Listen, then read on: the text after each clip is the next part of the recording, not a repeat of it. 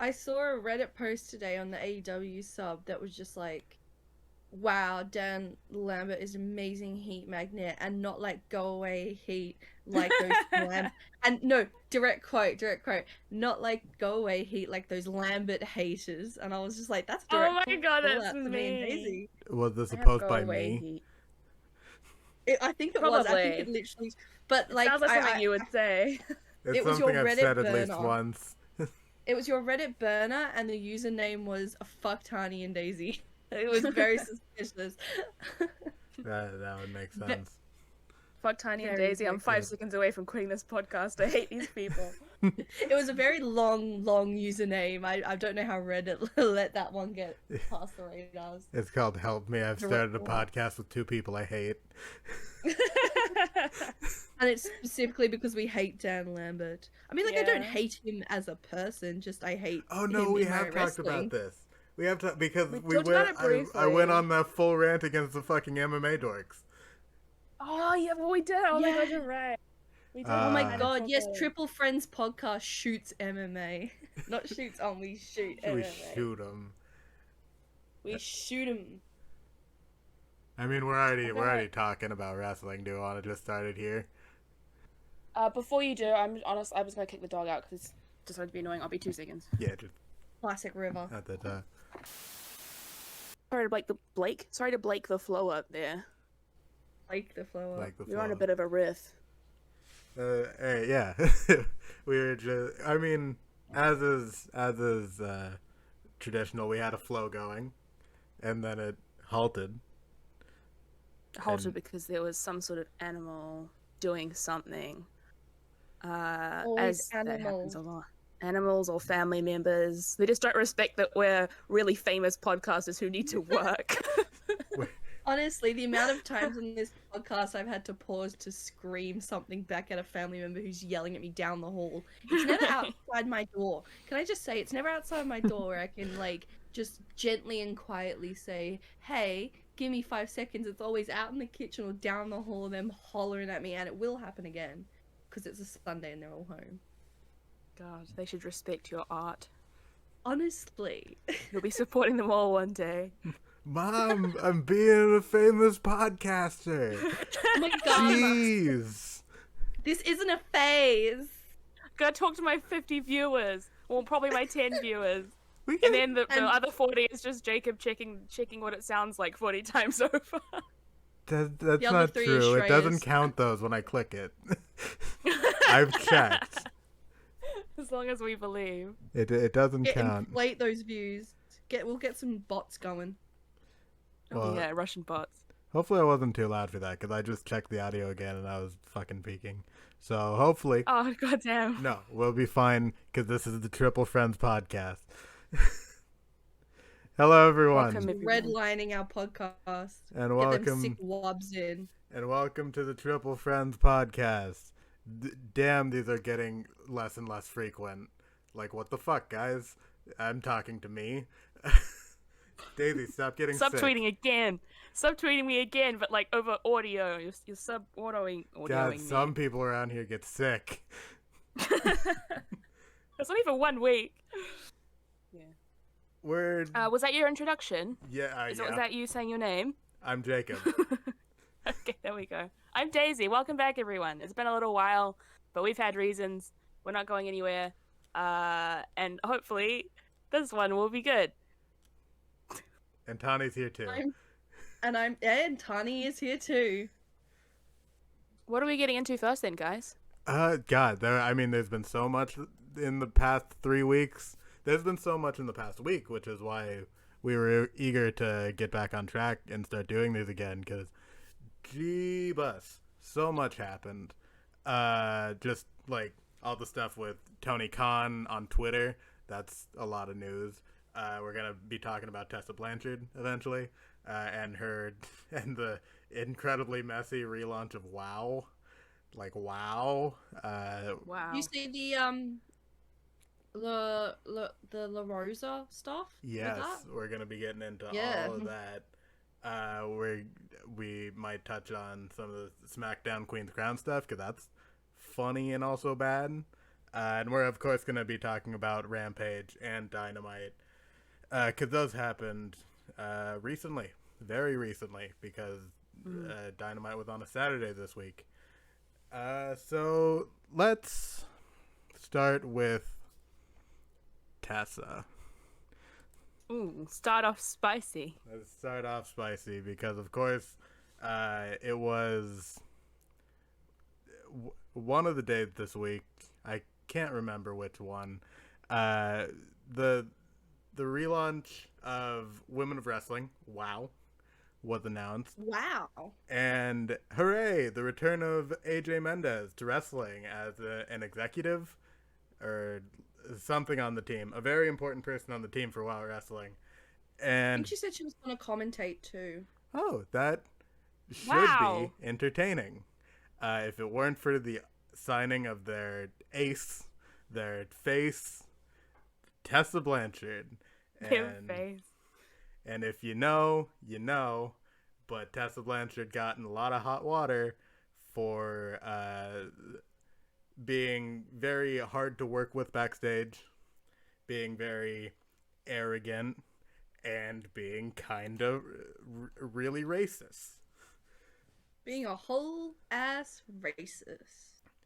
So And I think the controversy stems, well, aside from the fact that she is apparently terrible, she's never apologized for it. No. She's like fully denied it's ever happened. She just And made all brings these- out merch that says nuclear heat on it. That's her apology. Good God. my apology is capitalizing. Yeah. Yeah, so WoW announces they're coming back and they're going to do this whole relaunch. And they bring in a very controversial face in Tessa Blanchard, and everyone's like, hey, that's kind of shitty. And then they, like Daisy said, they launch her first official merch for the company, and it's just like a diamond on like a mushroom cloud, and it says nuclear. And that is apparently a reference to an article from Cassidy Haynes on bodyslam.net to basically saying no one wants to sign her because she's a hot mess. She's nuclear. And so they had the bright idea to make that into merch.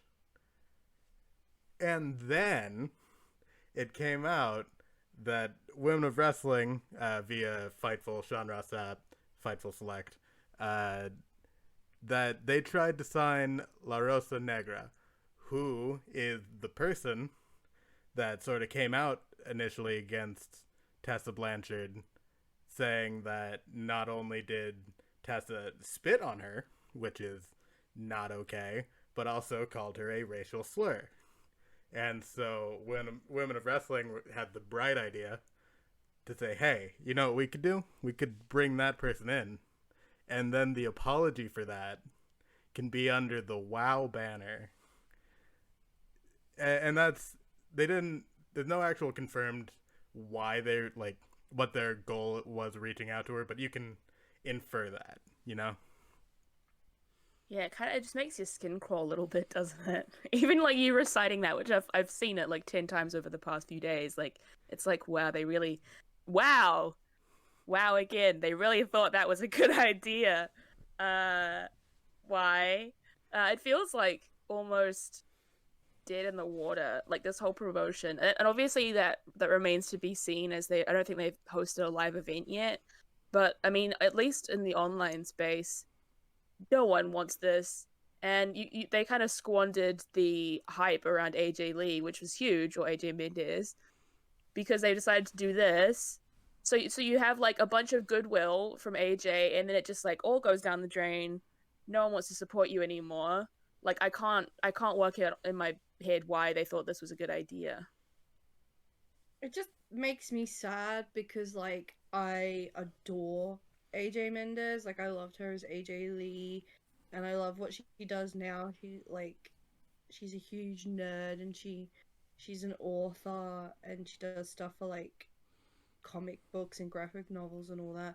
And she's just very cool. And it's like, why are you involved in this? Why? Like all the photos of her just hanging out with Tessa Blanchard. It's like, no. AJ. It Like, just eternally disappointed. like Actually, when it first came out. no, you go. Yeah, when it first came out, I saw Tessa's name and I was like, oh, that's ish. But I like in my head I was like, I will still check out the promotion to see if they're like doing other good work, like if they have people lower down on the card that are, they're pushing well, or they're gonna have maybe they're gonna convince AJ to get back in the ring, and I'll watch that. But then the shirt came out, and I'm like, ooh, no. And then the news came out about the La Rosa Negra stuff, and it's like, no. I like, even if I wanted to try to support this company because I believe in their mission statement and not necessarily who they've brought in, I feel they've completely fucked it for themselves very early on. Totally agree. And in this, because like you said, it was a relaunch. I don't have much knowledge on the origins of WoW or how many times it's relaunched, but it seems like since they've existed for more than 5 minutes, they would have thought this out properly. But no, they're just gonna have to do another relaunch in 5 years because I can't see many people tuning in at this stage. Just everyone go watch Shimmer instead if you want to watch a Western women's promotion. I'm pretty sure Shimmer is the one you should be watching. Didn't Shimmer get bought out by... No, that was Evolve. Never mind. I thought Evolve was the one that got bought out by the Fed. So we go from that, but it's nice having. It would be nice to have an all women's promotion because God knows the main promotions in America aren't pulling their weight. That's going to be our segue to Smackdown and the Queen's Crown tournament.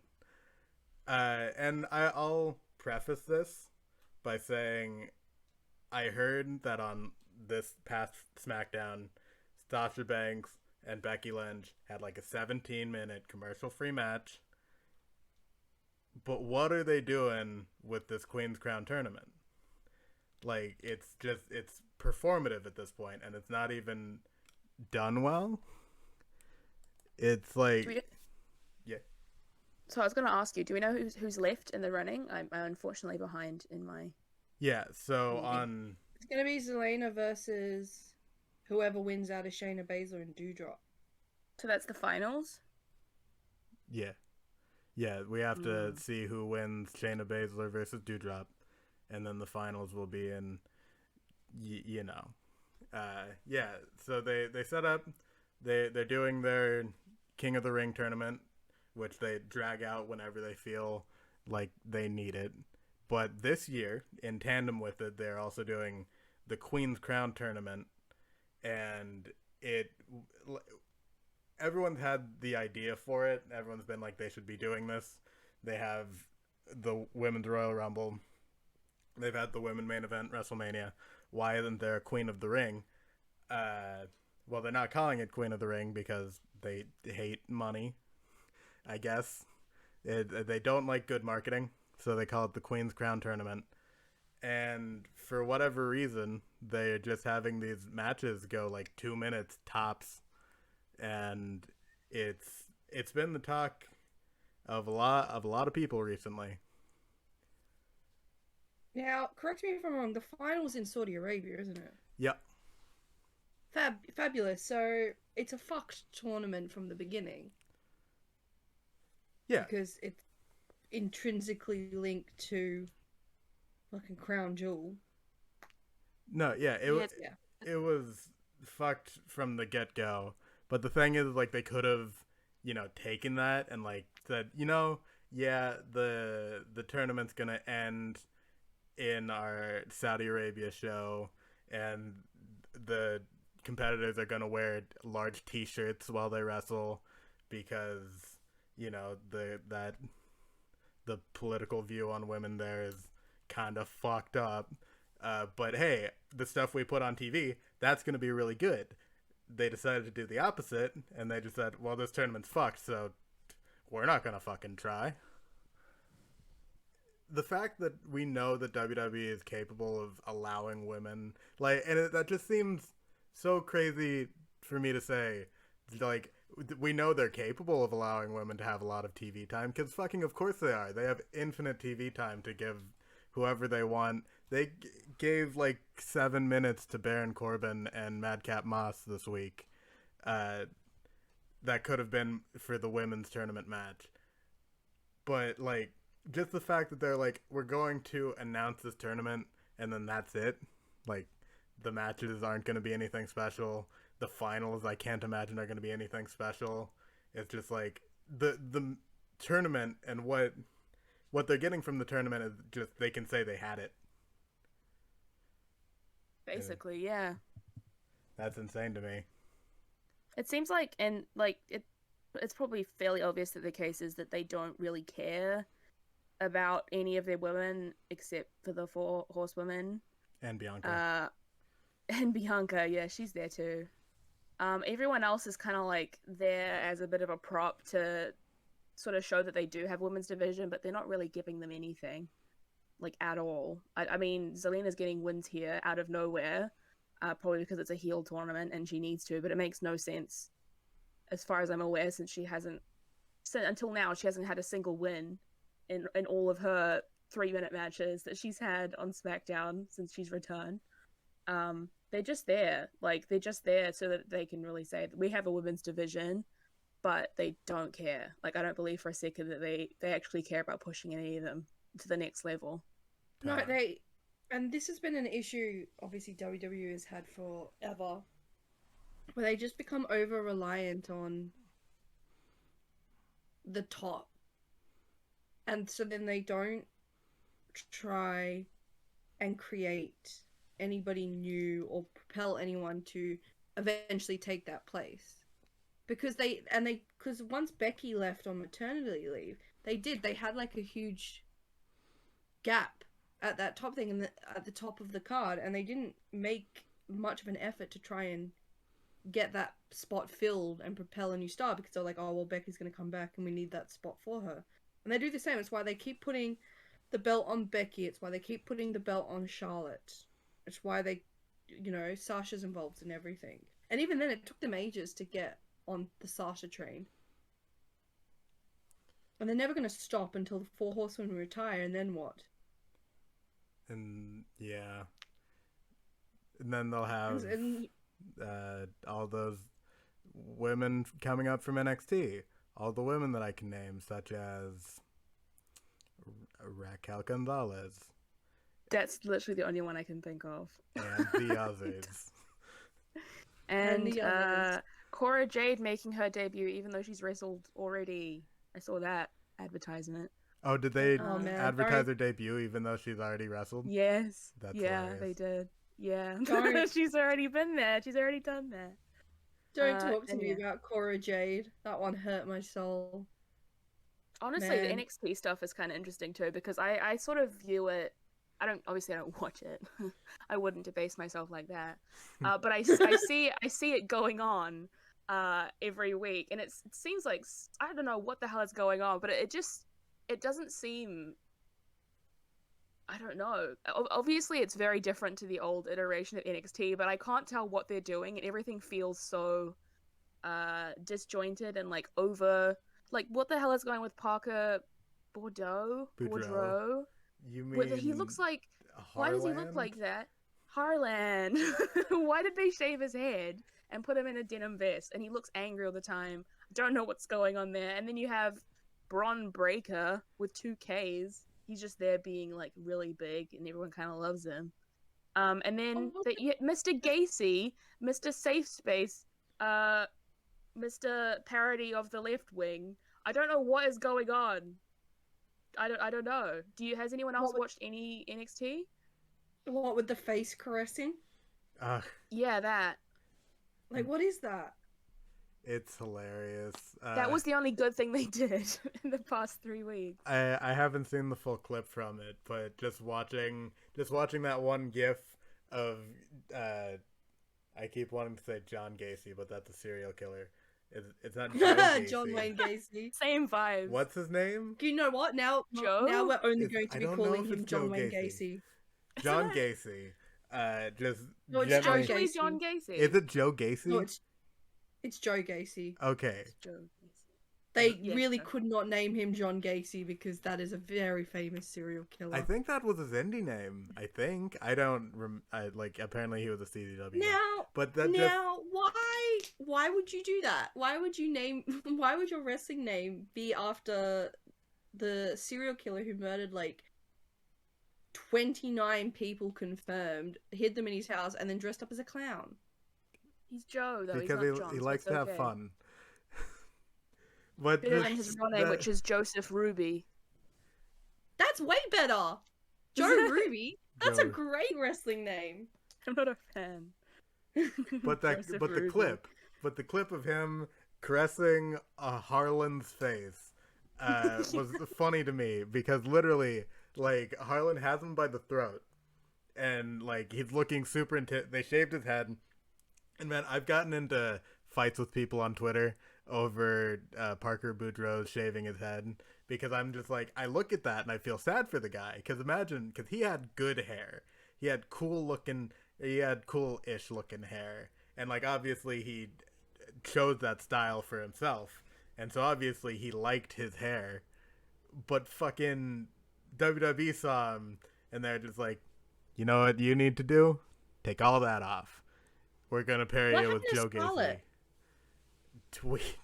She's lost. She's lost to the colorful void that is NXT. I did Scarlett's see gone. an article recently that she was going to come back soon. She's preparing for her return. God, why didn't she just get called up with fucking Garrett? But I'm gonna finish my thought about this clip of Joe Gacy. Please Goddammit. do.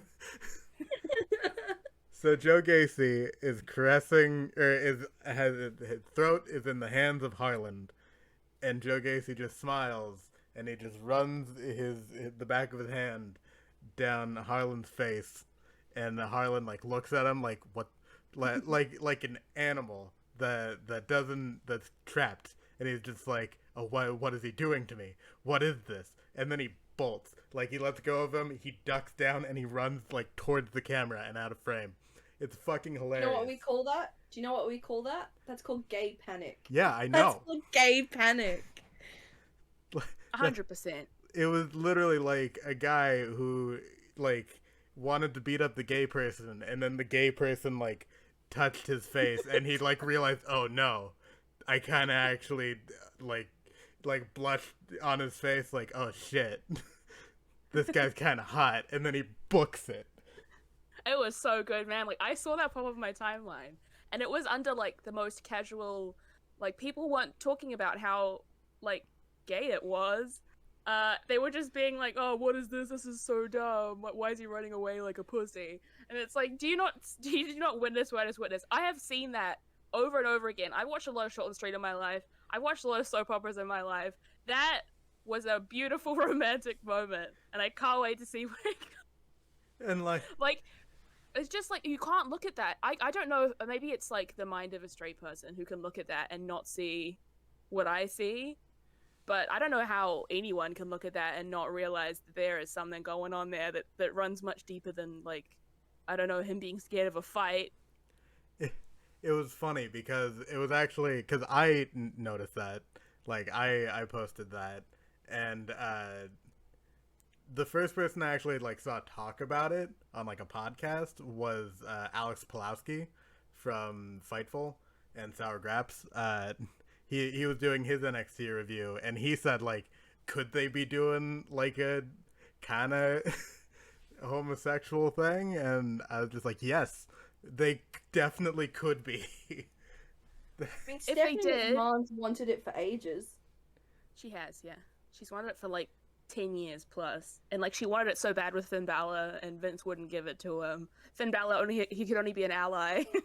That was as far as Vince was willing to go, was Finn Balor, like, ally of the gays. But now we have Parker, who's meant to be the next, as he's been described for as long as I've known who he is, as the next Brock Lesnar. He needs to be their next superstar, and I can totally see them being in the boardroom, being like, what should we do? with this guy. He's our next big guy. Someone being like, I've got a fucking genius idea, man. We're gonna make him. We're gonna get all of our points back, all the diversity points we've lost, like everything. Even though we just fired Jake Atlas a month ago, we're gonna have a huge gay star on NXT, and here he is, and he's bold and everything. Harland. But like, he's Harland. I've looked into the Matrix and I've already seen the storyline they're telling. Next week they're gonna fucking come out and they're gonna stand in the ring, and Joe Gacy's gonna cut his like buzzword promo that he always cuts, and then fucking Harland, he's gonna hand the mic over to Harland, who's already behind him because they just skipped the whole part of the story where they actually like become a team and they're already gonna be a team. And so he hands the mic over to Harland, and Harland's just gonna be like, Joe Gacy is the only person to have ever shown me affection. This ring is now my safe space, and it will be unsafe for anyone who threatens it. I don't know what Harland's voice sounds like. I imagine it's something like that. That sounds fucking incredible. It sounds amazing. Yeah, that sounds about right. I think you have a window into the writer's room there. Yeah, I think I have a window into Vince McMahon and Bruce Pritchard's brain, and it's my blessing and my curse. It'd be an awful place. I'm stuck on because I've been stuck on it since I found out about it. But like, why was Stephanie McMahon so keen on making Finn Balor like the gay in a gay storyline? Because he's a twink. Why Finn Balor? Because he's a twink. He got vibes, man. Like, what does she know that we don't? He's got them twink vibes. He comes out covered in fucking body paint. That's like, I'm guessing Stephanie McMahon thinks that. Jacob. Yeah. I'm gonna disagree with you. He's not a twink. He's a twunk. Of course. But guys, he created Bullet Club, possibly the gayest faction of all time. Oh my god, you're so right. Like, it's a no-brainer, to be honest. If I was in Stephanie's shoes, I would have proposed this. Every single leader of the Bullet Club is queer, and I will not be taking criticisms on this. Even AJ Styles. Don't tell AJ Styles that. Especially AJ Styles. Especially AJ Styles. No straight man reacts to like he did that. Like, since we're talking about gay panic, AJ Styles, man, in that interview where it's like, so you have a large following in the gay community. The gay community! That was gay panic. The gay community, that was panic.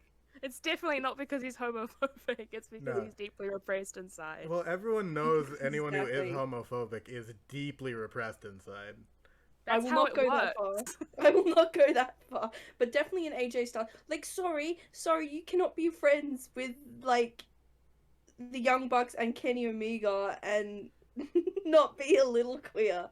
That's all I'm saying. Please don't kill me. Can I go Kenny off Omega listening to this podcast, like, nodding along, like, yes, correct. Can I go off topic for a second? Because I just thought of something that I saw on Twitter that annoyed me. And we can cut this out if it's too far off topic, because it has nothing to do with wrestling. But, so, Tani, you know comic books, right? Yes, I do. So you know about the new Superman, who is Superman's son in the future, is bisexual. Do you mean Superboy John? Yeah. Yeah. So I saw a post on Twitter of some, like, I guess she's like a MMA fighter or a boxer. Oh god, yeah. Have you seen this? I have not, but you were already off to a smashing I believe I've start. seen it. Basically, she says, like, I can pull it up, actually. I don't want to misquote her here. Was it something along the lines of, like, but why would you change it when it's Lois Lane? And then everyone's like, it's not the same one. And then she's like, just don't expose the gay people to the kids. It's confusing. Yeah, exactly. Okay. So, I got it here. So her first tweet, so someone posed, so Superman bisexual now according to DC. They say mine well take Goku too, but they mean might as well. They're stupid. So this person comes in. Should I say their name? I have no clue who they are. Yeah, just say it. Their name is Clarissa Gwoat Shields. I'm guessing Gwoat is a nickname. I think it's greatest woman of all time. So it's Clarissa Shields. And she says, I Googled it this morning, and I'm disappointed they would even do that. He's always been in love with Lois Lane. Oh my god, that's his mom! And then someone comes in and says, it's Superman's son. It's not the traditional Superman. And she responds with, lol, oh, don't make it better. Then someone called her a homophobe. And she says, I'm nowhere near a homophobe. I just don't think that cartoon characters should be bisexual or gay. Leave the kids alone. Don't push agenda on children. To me, that's confusing kids. If a teenager or adult decides to be bi or gay, congrats to them. I have no problem with that. Yeah. No! How can someone say so many wrong things in one fucking tweet? It's like classic, I'm not racist, but I really hate immigrants. But that, like, I'm not a homophobe, but I don't like gay people, really. Like, what? Don't show gays to my kids. She really hit all the I'm not homophobic, but checkpoints, including implying that gay people are predatory towards kids, and 2, that it's a choice. Yeah, but even with all that, that's not the part of that tweet I'm the most annoyed about. The part of the tweet I'm most annoyed about is her calling it a cartoon and saying that it's for kids. If anyone has ever read a fucking Superman comic past the 80s, fucked up shit happened in those comics. Don't show your kids those. The gay isn't gonna make them fucked up. It's all the fucked up shit that's gonna make them fucked up. You know what? The only thing that bugs me about that whole thing was that he wasn't bisexual with Red Robin. Because we all know... Wait, no, it's John, not Con. Never mind. Scratch that. Yeah, Never mind. Yeah, I was John. thinking the wrong Superboy. It's, it's not Con? Damn. I love Con. John is dating some pink-haired Scandinavian guy. And the character's he looks kind of cool. I don't know if he's a superhero. I haven't looked into it because I'm not like up to date on comics. I just heard that controversy and I saw that bullshit. It's just classic, like, and the funniest thing is that she clearly does not know what she's talking about. So she's defending the honor of something that she's never, like, she's never read a comic. I haven't either, but, like, I would never claim to know anything about comics that I don't. So to come out here and be like, oh, Lois Lane, also it's a cartoon. Like, why are you even saying anything if you don't know anything about it, Clarissa? Yeah. Quote. It's so dumb when, like, especially in DC, when, like, Midnighter and Apollo exist as a whole series. Yeah. Like, I have that comic sitting on my shelf right now. It's very, very... They have full-on sex in that. It's incredibly gay. The kid, they're married.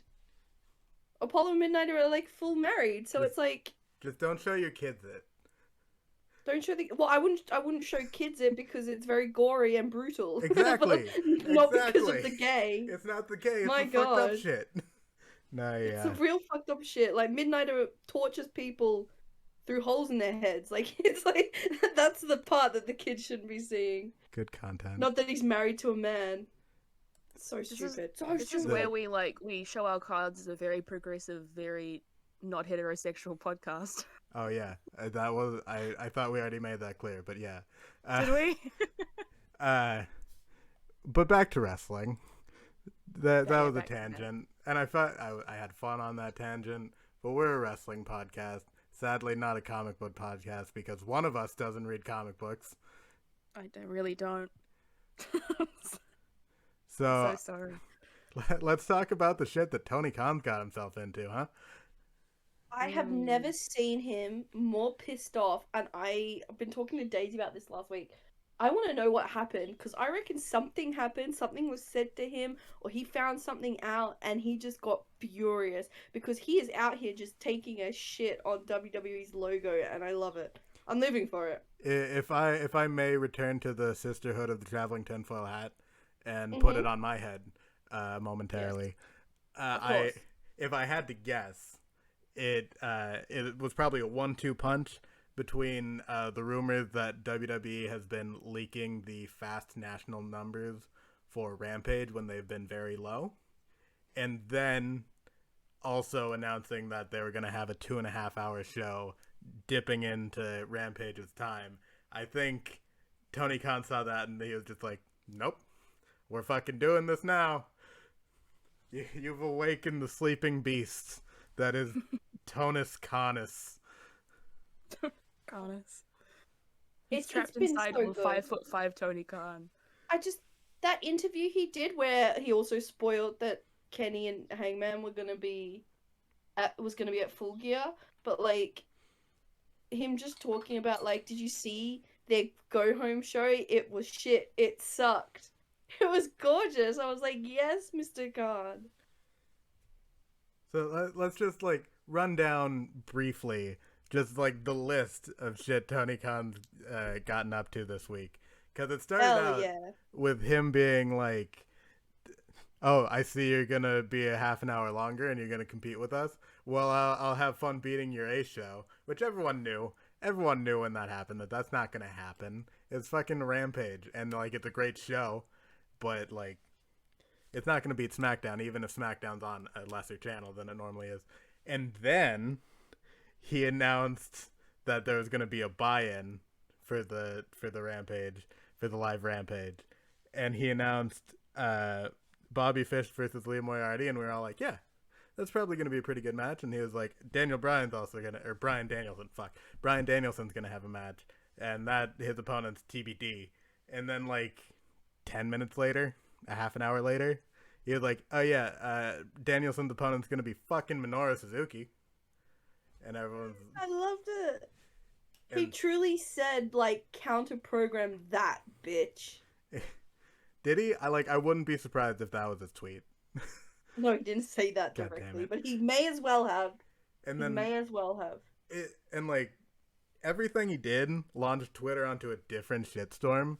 Because, like, he announced, like, hey, we're going to beat SmackDown. And everyone's like, fucking no, he's not. No, he's not going to beat SmackDown. He's dumbass. He's being overconfident. And then he's like, here's Minoru Suzuki versus Bryan Danielson. And then everyone was like, oh, but you putting on, you're hot shotting. You're not going to have, you're doing it last minute. You're not going to have a build to Suzuki Danielson. That was a fun amount of time on my timeline. I saw that. That was so dumb. Because, like, and we'll get into it, but you don't need a build for a Suzuki match. That's the wonderful thing about Suzuki. You always know the story going into a Suzuki match. Suzuki's a fucking psychopath and he needs to be stopped. That's the story. And then, oh fuck, what happened? And then he had the... go ahead. Oh yeah. Well, after that was when I'm pretty sure WWE announced, "Oh, guys, actually, guess what? We're doing the last half an hour commercial free." Oh yeah. And then obviously that enraged Tony Khan. He was so angry. He went on an interview and he was like, "Oh, bitch, I've got all the money in the fucking world. I can do this forever." And like personally, I think that might have hurt Vince the deepest. Is Tony just being like, "I've got so much more money. I got more money than you, bitch. I got so much money." It's true. The Khans are far richer. Yeah, they are. And then he proved it by making the first half hour of Rampage commercial free in return. Oh my god. It was crazy. I love it. I loved unhinged feral Tony Khan. Then we had the we need more of it. There was the beard tweets, but I don't think that was as spicy. It was the beard. What? Well, beard tweet. Yeah. What beard tweet? So, AEW's Twitter posted like, for every 300 likes we get, Bryan Danielson's beard will get longer. And so they started doing that. And then WWE fucking countered-programmed a fucking tweet by posting a picture of Sami Zayn and being like, for every 250 likes this tweet gets, we'll make Sami Zayn's hair longer. Wow. Trying to get it on the fun. It didn't hit quite like Tony's things hit, but like, I mean, they tried their best. It added some fuel to the little fire. That's not even where the Tony Khan fun ends, because after that, he went on to I forgot whose interview, but he basically said in an interview, "Raw sucked, didn't it?" Did he say it again? Did he say it again? No, it was that one. We hadn't covered it yet. Oh, the same one. But okay, yeah. He basically said, like, they don't know what they're doing, just look at Raw. And that got everyone in a tizzy.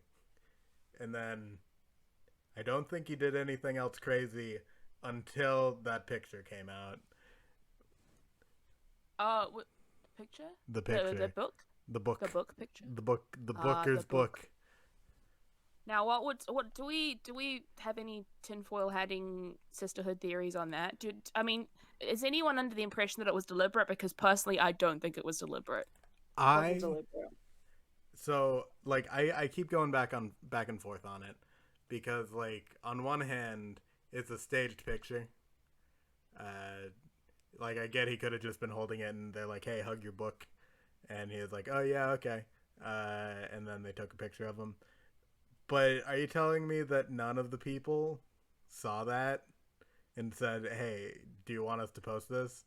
And it, like I can't imagine that it got through enough people to like not have someone know that that's happening, you know? Yeah, it's definitely weird. Like I can say it's weird. I mean, the only thing that like stops me is I know that Tony does basically everything when he's on set.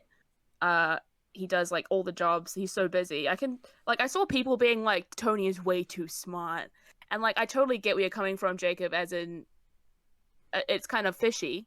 However, like I don't think like Tony's a very smart man. But I don't think like he is incapable of making a mistake, as some people to say. Like, oh my god, he did that. He sort of did that on purpose. He's not that stupid. Like, it's just a paper. It's just a scribble on a paper. Like, it took a little while for people to even see that. I could see it being deliberate also, but yeah, it's kind of strange too, because the card itself, which I should have gotten a picture of. It's fine. We shouldn't actually like spoil it here. True. If anyone has been like trying to avoid it, but because we haven't actually said it, for the people who aren't on Twitter all the time, aka like my mom, I guess, the only person that watches this and isn't also on Twitter. Tony Khan was pictured at a football game, just like, hey, look, here's Tony Khan in a football game, but he's holding on to his notebook, and on the notebook it had the full card for the upcoming AEW Full Gear pay-per-view, and seemingly, as well as the card, the winner's circled on it.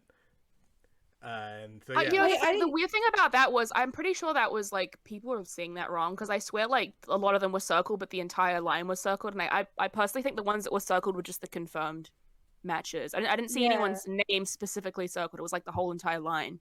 I didn't take a lot of time to look at it, because I was like, I don't care, because like I don't like, it's spoiled, but like it's wrestling. This shit's so predictable anyway. That's true. Like, it's very hard to have a match that's totally unpredictable, and like even the matches that are unpredictable, you go in with a preconceived notion, and then that notion is swerved, and then so I didn't take too much time looking at it. I did look like Hangman's name was circled, but again, that's the predictable outcome. We all knew it was going to happen at Full Gear. We all already know that Hangman's going to win. I don't think it being spoiled is too much of a problem. No, not that one, really. That one is like, it's been pretty obvious for a pretty long time. But the other ones are kind of weird anyway. Did I say that we shouldn't spoil and then just like give one out? Because fuck me, I guess. Yeah, but that's okay. Everyone knows that one anyway. Yeah. Sorry if you really wanted Kenny to win. Sorry, his name's not circled on the paper. Anyway, I mean, that was a thing that happened. I mean, Tony had a big week. There was a big week for Tony Khan. I don't think he's had this much attention on him in a little while. Like, it was crazy. And then obviously the Fox Nationals got leaked, so there was probably a lot of merit in there is a lot of merit, I should say, not probably. There's definitely a lot of merit in Tony thinking that people are trying to sabotage him, because that seems to be what's going on. I think I was listening to a podcast earlier, and I think Tony Khan, there's something about him. Yeah, Tony Khan was also crowned the most loved billionaire in the world. Oh, was he? Good for him. Oh wow. That's a horrific. That's horrific. Right? I mean, he's a billionaire. So like, how beloved can they be? That is this money.co.uk. I mean, he's definitely more beloved than Jeff Bezos. Oh yeah, I'll like give him that. Not hard to do. Not He's hard slightly to do. better than Jeff Bezos, but I'm surprised he beat out Bill Gates. I'm pretty sure Bill Gates has had like so 20 years of so good Tony praise. Khan is number 1. Mackenzie Scott. Who's Mackenzie Scott? Does anyone know who Mackenzie Scott is? Who the hell is that? Not Googling live on air. even. American novelist. What? Mackenzie Scott. How the What hell did is she she a write? billionaire? Notable work: The Testing of Luther Albright. Daughter of an oil baron. Oh, it's Jeff Bezos' wife. That's why. Oh, why? And then number 3 is Elon Musk, then Bill Gates, Oh my god, I can't with him being then number 3. everyone's number 5 favorite billionaire, Warren Buffett. I just love Warren Buffett. He's just such a nice guy, and he has $1 billion. I'm gonna interject here, and I'm disgusted that Elon Musk is number 3. Oh yeah. And this is a call out to anybody listening to this podcast right now. If you like Elon Musk, no. Yeah, no. Fuck Elon Musk. Stan Elon. There's some Elon bros in the audience. There are Elon Reconsider. Musk has so many bros because he memes, and it's like he's still a piece of shit. Sorry. God, have you guys guys seen? We're going way off topic here, but did you guys see that picture of Grimes in the Communist Manifesto? Oh, That was like the feel most like I staged did. image I've ever seen in my yeah, life. It was no, incredible. because like she's taking pictures in like 4 different locations, and it's like a 13-page pamphlet. Oh my god, billionaires, rich people, man, they're so funny. I mean, if we're gonna go way off topic, this is the off-topic episode. Just like the whole Met Gala, like you saw all that shit, all the I sure did. billionaires and cosplay, and like it's just so dumb. The worst thing about the Met this year, we are so off topic, I'm sorry. The worst thing about the Met Gala this year is the clothes were terrible. Yeah. Like, at least usually they show up and they wear some cool shit, but like I saw not one good outfit. They didn't like show up. And I mean, I think the brief was like American fashions, so they just failed themselves. They failed your entire country, and they just all showed up in, I don't know what the fuck. Kim Kardashian was wearing a ski mask. Anyway, sorry guys, everyone in the audience. It's just like, no, you're gonna hear this and you're gonna like it. No, it's just stupid rich person Comic-Con where they get to dress up as their favorite Dark Souls character, or their favorite blanket, or their favorite Tax the Rich, I guess. And then they my god, yeah, AOC. What do they even do at a Met Gala? Talk? I think they just eat food. I think they just eat dinner and listen to speeches. You gotta pay 16 grand for that. They eat food, listen to speeches, and pose for the camera, and that's it. So much fun the rich people must have. Also, just again off topic, but on the Grimes thing, she posted on Instagram the pictures of her reading it with the headline "Grimes seen reading Karl Marx following split with world's richest man Elon Musk," and she said this was her caption. I was really stressed when paparazzi wouldn't stop following me this week, but then I realized it was an opportunity to troll. I swear this headline, OMG, what the fuck, haha, I'm dead. Full disclosure, I'm still living with E and I am not a communist.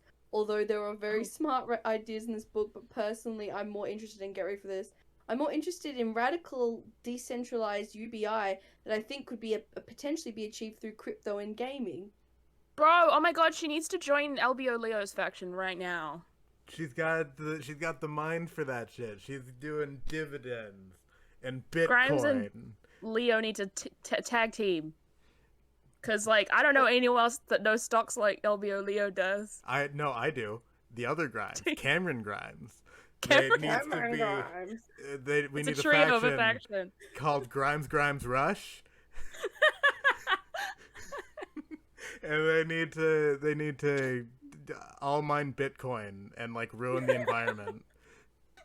Yeah, it sounds like fun.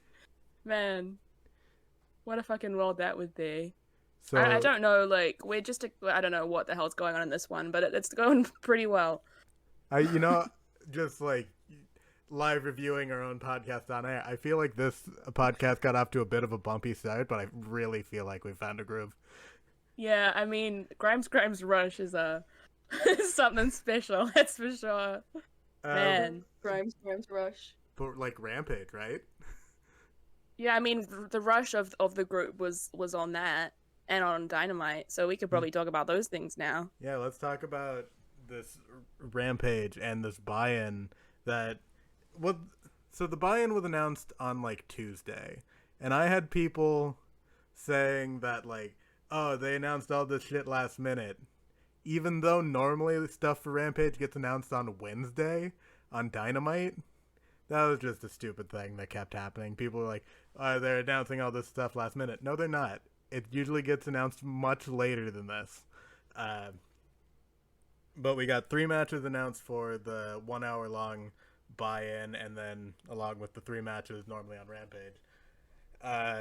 And the first match was just a loving fuck you to NXT, where they had Santana Garrett versus Ty Conte, or Ty Conte. Yeah. It's Ty, yeah. I don't know why I had a hard time remembering it. Fuck. Santana Garrett versus Ty Conte is a rematch of the first ever quarter hour to ever get more total viewers than AEW Dynamite when NXT and Dynamite were going head to head.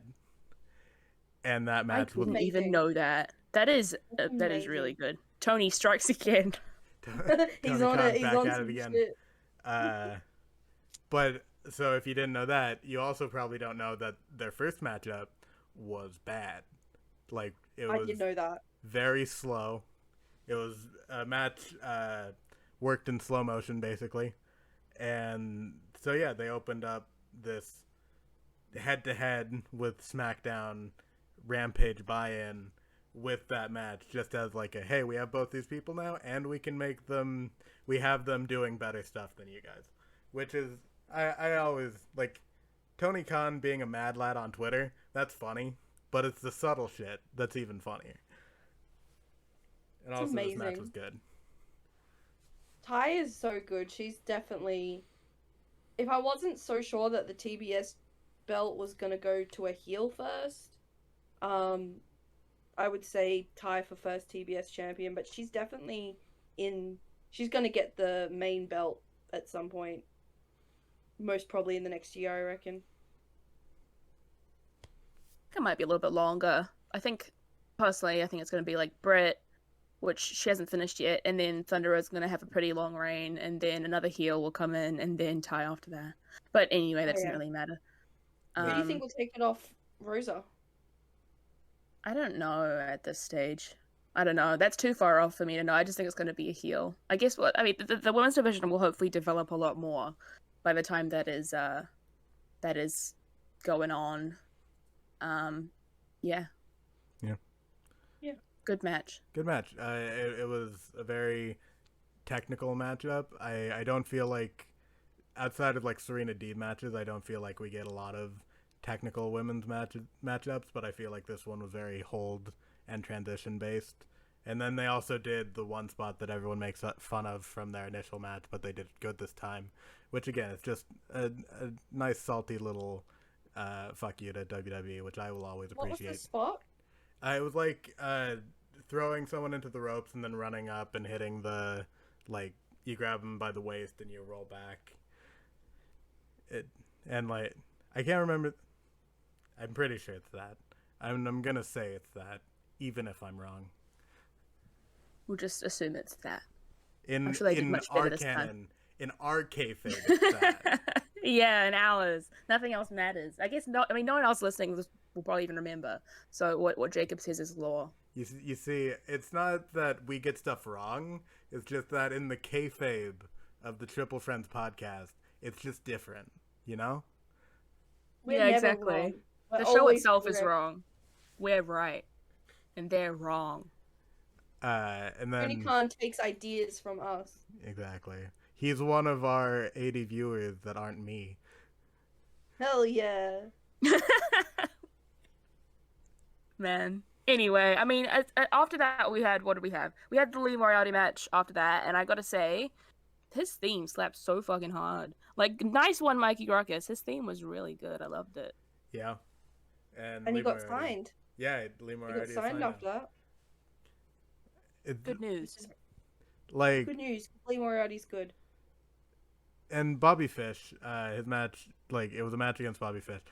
First of all, we haven't gotten to talk about it because we haven't reviewed anything since his debut. I'm so happy that we're getting the Red Dragon theme in in AEW, because, like, Bobby Fish's theme, that song makes me laugh, man. Every time it comes on, hilarious. It makes me fucking laugh. But, like, the one period of time I watched ROH with any consistency was, like, when Redragon, because they spell their name weirdly, they have the RE and then capital D, capital R, and then Agon. So they're named Redragon. Awesome. That's fucking lame. I love it. That's so lame. It's so good. And fucking the first time he came out on AEW, the period of time I was watching ROH was them at the top of the tag division having awesome matches. And then they go to WWE, and I don't watch WWE that much. And so I just hear about, like, Yui and Redragon having these awesome matches. And I'm like, yeah, because they're awesome. And then WWE fucking splits them up. Like, I get splitting up the UE, but don't take away Bobby Fish from fucking Kyle O'Reilly. Please. Why? And then they fired him. And so, like, literally, I was so mad when I heard that Bobby Fish was fired, because it's fucking WWE and all of their arrogance just being like, we don't need him. We don't need one of the best tag teams. We have Kyle O'Reilly. We're going to put him with Von Wagner. Fucking Bobby Fish can leave. And so they, until Kyle O'Reilly eventually leaves, hopefully he does, they've permanently split Red Dragon. They're on 2 different islands now.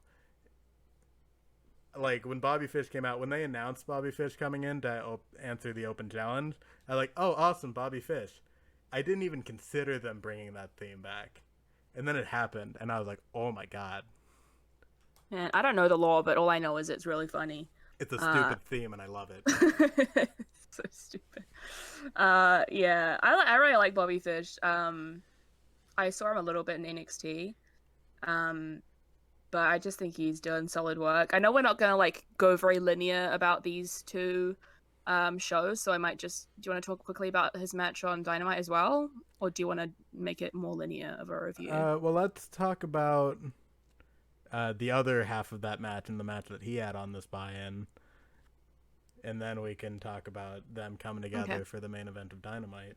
Because after Lee Moriarty and Bobby Fish put on an excellent little match, it was kind of felt like a dark match, but that was okay because it left about a half an hour for Bryan Danielson versus Minoru Suzuki, and goddamn, this match was a New Japan match. It really was. It was so Suzuki. Like, it was typical Suzuki, but in the best possible way.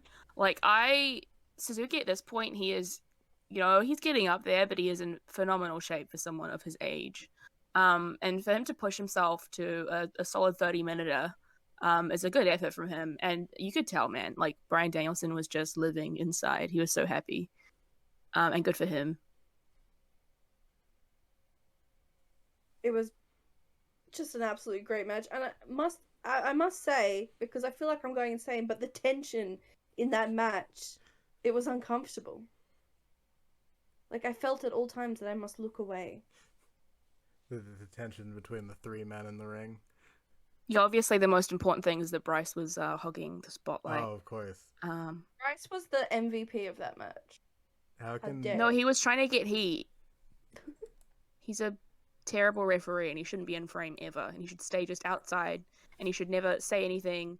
And referees should just not exist anymore because they take away the spotlight from very important people in the ring. So fuck Bryce Remsburg. How is Baldy Ref Guy gonna take away all the heat from Japanese Goldberg? God damn it. Not right? Japanese Goldberg. No, that was the worst tweet I've ever seen in my life. God, He's Japanese Goldberg. How dare you? How dare you? He's Japanese Gorg. Of course. Yeah, that's what that tweet was missing. It wasn't that he called him Japanese Goldberg, it's that he didn't call him Japanese Gorg. Honestly. Like, we talk about Tony Khan having a fucking time on Twitter, but the stuff that he sparked, just all of the controversy. It's not how is announcing Bryan Danielson versus Minoru Suzuki a controversy? God damn it! I know. I mean, yeah, people will just turn anything into a controversy at this stage. And It was like, yeah, the whole thing about I think you brought it up briefly before, but there should be a build. Like, I don't know what they wanted for fucking Suzuki to make out with Brie Bella in the ring or something to motivate Bryan Danielson to have a match with him, as if he just didn't want to do that. That's motivation enough, I think. I just don't get this idea that like, oh, I can't be super excited for a match unless you know they make me super excited. It's like you and I don't like trying to say what makes a fan and what doesn't make a fan, but like if there are certain times, like if you hear a match is happening and it's a match you want to see, you should have a certain level of hype for it. And if that match is Bryan Danielson versus Minoru Suzuki, you should have a very high level of hype for it. Just hearing the two names together in one sentence, but I'm not gatekeeping. I'm not gonna gatekeep. I feel like it's definitely a case of WWE brain, because like they require reasoning for absolutely everything they do, and in a way that makes wrestling for me tiring. Like, not everything needs a convoluted reason to happen. Like, this is a wrestling show where people wrestle each other. We don't need to have like a 6-month long drawn out feud over someone's wife, or like someone got looked at the wrong way. Like, man, why can't people just wrestle occasionally on the wrestling show? Yeah, the gatekeeping is bad. But this match, it had just so many good spots, mostly involved around chops and elbows and kicks. Just early on, when Minoru Suzuki loads up a forearm strike and then Daniel Bryan just crumples like a paper bag, that really set the tone for the entire match. It's hard to cover the match because most of the moves were chop punch kick, like a fucking Parappa the Rappa level, but like it was done in the best way possible. By the end, when you just like they're just both so tired and they're like falling back and coming back swinging, and then they just go head to head and start yelling at each other, and then they go for the final exchange. It's just so it's the New Japan style, which I will always go on record and saying, like, if you just have all of the styles broken down, the New Japan style of match is my absolute favorite, because it has such a great way of building up. You have that slow start that you can almost kind of ignore. Like, have either of you watched a New Japan match and just like ignored the first like 10 minutes of it, and then you tune back in and you're like, okay, this match is about to get really good, and it goes so hard. That's the New Japan style of match, and they had that kind of match here, and it was magnifique. Mm-hmm. It's very good, and it was also a very good like masterclass, almost, for lack of a better word, on like showing like a really good way of selling your opponent's moves whilst also like not selling. Like, they looked really strong, where it was like they take the chop or they take the kick and not fall over, or not like, you know, that kind of over the top way of selling that wrestling does, but also showed that it did hurt. And it was really good, because then it made it really effective when Suzuki just absolutely decked Bryan Danielson in the face and he went down like a sack of potatoes. Yeah. Like, it was really good. Like, it was really, really good. It showed that, like, because that always gets criticism when, like, an opponent, say, like, Sting or something like that, doesn't sell a move. But it really did show that, like, it was selling without over-the-top selling. Yeah. I don't know, it was just really effective, and we don't see it very often, and I really, really liked it. Yeah. One thing that you I feel gets lost in the lore of Suzuki as well is how good of a technical wrestler he is. I rewatched this match with the person that I am showing wrestling, because he wasn't a wrestling fan before the pandemic, and I was like, here, enjoy wrestling. And he really likes Zack Sabre Jr., And so I showed him this yeah, match. a man of taste. Yes. A man of taste. Yes, for sure. I showed him this match, and he was like, "Wow, Suzuki, like you don't really think of him as a technical wrestler, because like if you think of Suzuki, you think of Mad Chop Forearm Man, and like that's completely fair. That is what he markets himself as. But you forget when you're seeing him in like the cattle mutilation, and he's like standing on his legs, on his feet like a tripod to relieve the tension." Or like when he's in the ropes, or when he's by the ropes in a submission, and he sort of forces Danielson to put him into a pin just so he can touch the rope. You forget that that is the guy who mentors Zack Sabre Jr. Zack Sabre Jr. learned a lot of his sort of escapism and his catch wrestling by himself, but you forget that he went to Japan and got mentored by Suzuki to really hone that skill. And yeah, no, absolutely. Like that's why Zack Sabre Jr. and Suzuki Gun works so well. Because he really is like, within the lore of Suzuki Gun, he really is Suzuki's second in command almost. He's like his protege. He's like favored son. I mean, I'd like to think that like Taichi is the second in command, but yeah. Yeah, no, you're right. No, you're right. You are correct. But I think favored son is Favorite son, a better way sure. of putting it. Like favored son is Zack Sabre Jr. It's definitely not Despy in Doki. shambles. Despy in shambles. It's definitely not Doki. No. When will we have? When I will like we have Doki. another Zack Sabre Jr. Desperado team up? I miss it. I miss When them. Desperado decides to become a heavyweight. He's thicker than Zack Sabre Jr. It's so stupid. I know. There's, because like, and this is another fucking tangent, but this is why you're here watching, listening.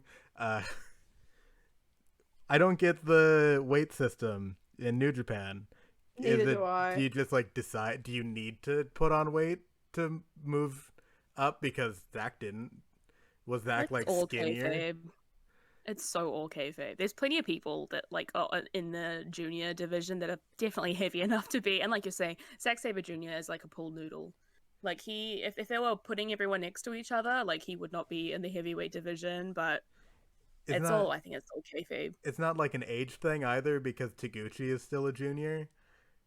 It's just like I've never understood it. Despy is older than Zack. And then Takagi had to go through the junior division, but Great Okan didn't. It's always been a weird concept to me. But speaking of juniors, Matt Sydal, he's a cruiserweight. That's the only thing I had to segue into this. I was wondering who Matt Sydal Senior was for a second. I was like, huh?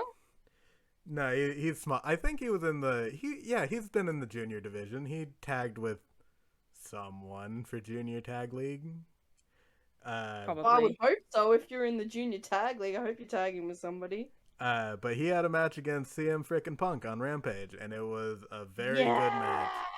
It was with Ricochet, by the way. It was with Ricochet. That's what I was gonna say, but I didn't want to sound like a dumbass. You're not, Jacob. You're very smart. Thank you. Smart boy. I feel like I'm just savoring every single CM Punk match. I want more. Like once the CM Punk match is over, I'm like, no, I want more. He's so fun to watch. I don't think he does anything particularly special. But it's just like I want more. He's so good. I'm so happy we've got him in AEW. I mean, he's apparently not good if you're Roman Reigns. Roman Reigns, I swear to God, I know it was in kayfabe, and I know it was all to get heel heat, so which it makes it really funny. But keep CM Punk's name out of your mouth, buddy. Yeah. You keep it out of your mouth. He's just still bitter over CM Punk burying him 5 million times. As he should. Yeah. The amount that CM Punk wanted Chris Hero in the Shield is the amount that Roman Reigns hates CM Punk. But correct me if I'm wrong. Yeah. I might be very wrong on this. Did CM Punk call out Roman Reigns for the steroid thing at some point as well? I don't remember. I don't think so. No, was that only Cody? Was that Yeah. only Cody? That was a period where CM Punk was very much away from wrestling, so I don't think he ever really commented on any of it. Why? But that was a Cody thing. No, my favorite thing that CM Punk ever said about Roman Reigns was, I believe it was on the first Cabana podcast, where he was talking about his match against his handicap match against the Shield, because there was that weird show where Daniel Bryan had a 3-on-1 handicap against the Wyatt family, and CM Punk had a 3-on-1 handicap against the Shield. And classic era of that that WWE era. yeah. And then CM Punk was scheduled to go over the Shield, and just the producer backstage was like, okay, so you're gonna win, but we need you to make Roman Reigns look strong. And he was like, what do you mean make Roman Reigns look strong? If you want Roman Reigns to look strong, have him win. That was my favorite. But That's yeah, what everyone backstage has been told for the past 10 years. It's like, just please go out there, please make Roman look strong, please. And then you have people going like, I think Roman Reigns is the biggest wrestling star this decade, and it's like, fucking no. This decade hasn't been a year and a half long, because that's how long he's been even remotely the biggest star. God, are we forgetting about the mega stars of the past 10 years? Apparently we are. But everyone's just forgotten how much they all booed Roman Reigns out of the building every time he came in, because he was a boring wrestler and he kept going over people he shouldn't have. And it's suddenly oh, now he's got a different persona that's better than the babyface persona, and he's the best wrestler and the biggest star. Get out of here with that. And well, that's nonsense. We're gonna get to the match in a second, but I just want to say one more thing on that stupid Roman Reigns promo, which was in kayfabe, and it was funny if you really break it down, especially when he called him skinny and all of the people on the roster little brothers.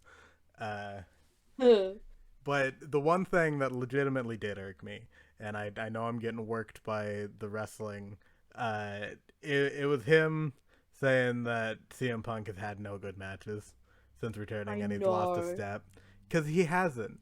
He has lost a bit of a step, but that is the story that is being told in his match with Darby Allin. He had mannerism that's geez, I'm getting too old for this shit. With Hobbs, his facial expressions are just, they're so good at being oh god, this shit still hurts. I forgot how much this shit hurts. His match with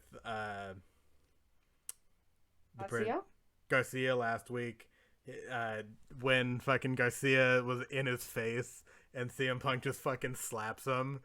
Yeah. And him being like, no, you're not gonna fucking get in my face like that. And then the match with Seidel, where it was him having a longer, more fast-paced matchup, and you could really see on his face, and after the match he looked fucking drenched in sweat, where it's just god damn, I gotta keep up with these people. It's when I get very annoyed when the critique is the exact thing that the story is telling. It's this is bad because you're telling the story you're telling. It's no, it's good because it's what we intend to tell. It annoys me. Did anyone have any comments on this match? Seidel? Not personally. Sexy. Yeah. Yeah, another great contribution from Tani. I mean, it's going to be a running theme. It's the only one that matters, honestly. He was back in shorts. He wasn't in long boys.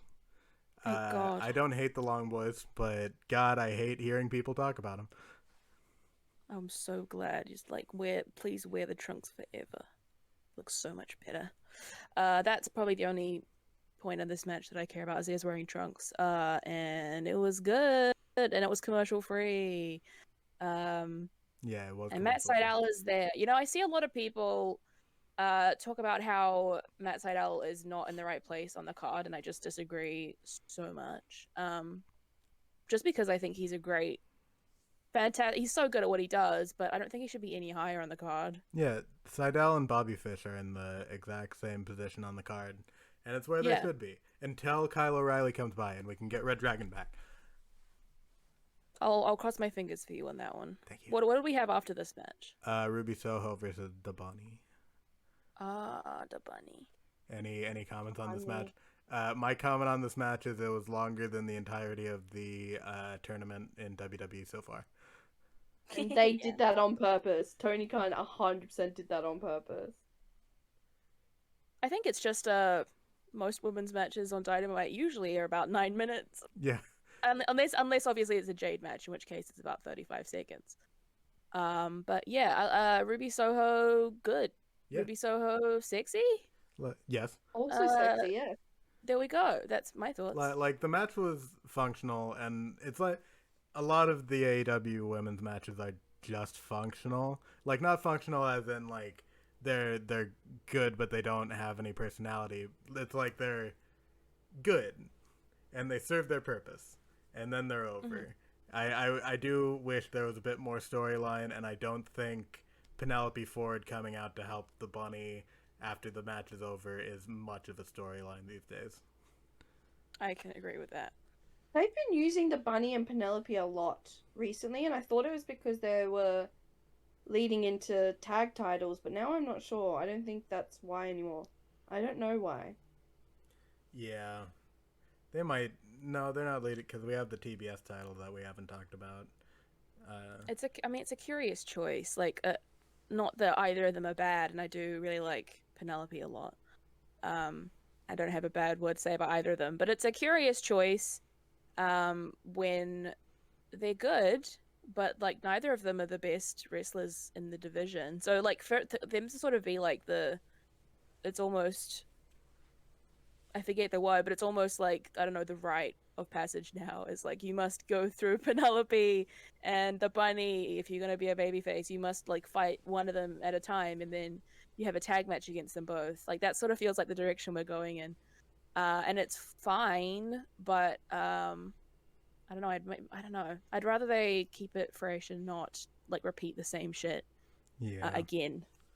Because not a fan of repetition. As we have Cody Malachi 3 and Pac Andrade 2 next week. Not that I'm against either of those things necessarily, but there's a lot of repetition going on currently in the AEW verse, I'd say. Yeah. We need to talk about the Cody Malachi 3. We need to fantasy book that one. So I have no idea what's going to happen, but I'm excited. Well, we've come to the point where we can either talk about all of the America Top Team Inner Circle stuff, like right now, just all of it from both shows, or we can just skip it. We'll talk about it. I mean, that was Dynamite today, which was about 4 hours ago. Personally, the first hour of Dynamite was so fucking weird. Like, it was so weird. I could not like vibe with it. There was something off. Maybe it's just the curse of the Saturday AEW show that it just something was wrong. But it literally took up until like that Super Click match for it to like start to feel right. I can't even remember what opened the show. It was like, Malachi Black versus. Oh, that was good. See, that was fine. I shouldn't talk bad about that one because my power was out, and I had to watch on my phone at in the other half of the house where the people I'm renting from live, because my apartment doesn't have a lot of windows and a place that get light. So I didn't want to just be watching it in a dark apartment. So I was over there, and their dog kept trying to lick my hand, and their dog's adorable, but he was trying to lick my phone that I was trying to watch wrestling on. And by the time my power came back on, the match was pretty much over. Damn. I mean, that's a shame. It was I really liked it. It was, I mean, at this point, it's a typical Malachi match. And Dante, I like the story throughout of, it almost felt like Dante, which is classic for a high flyer, like, he high flies so much that this kind of story throughout was that it was to his detriment. Like he kept kind of getting caught in his fucking wacky ass moves. And then at the end we had that little, which will go into the Cody Malachi thing, I'm sure. Almost a little bit of a face move from Malachi to give Dante the little respect wink. Oh, God, there was no heel shenanigans. There was no coins on eyes. It was just like, that was pretty good, mate. Please let him face. Yeah, I mean, the crowd, like, he was getting bigger cheers than Dante, but Dante was not getting booed or anything. but like he is so fucking over. Like I feel bad for this man because I know for a fact that he's wanted to be a heel on American television for so long, like on the indies. He specialized as a heel, and I know that the same thing happened when he went into NXT, where he begged Triple H to be a heel, and Triple H said no, you're gonna be a babyface. So he spent like all of his time there basically being a babyface. The man's just too until cool. until he got fired when he decided It's when the he finally got to be unfortunate thing. heel. And the same thing's happening now.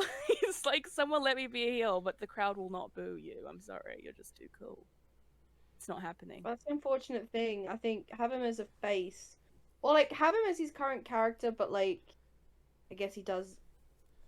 He's a tweener. I think have him as a tweener, and then a bit later down the line when the crowd are more, I guess, used to him, and all that, have him do some heel shit to try and go full heel. Yeah.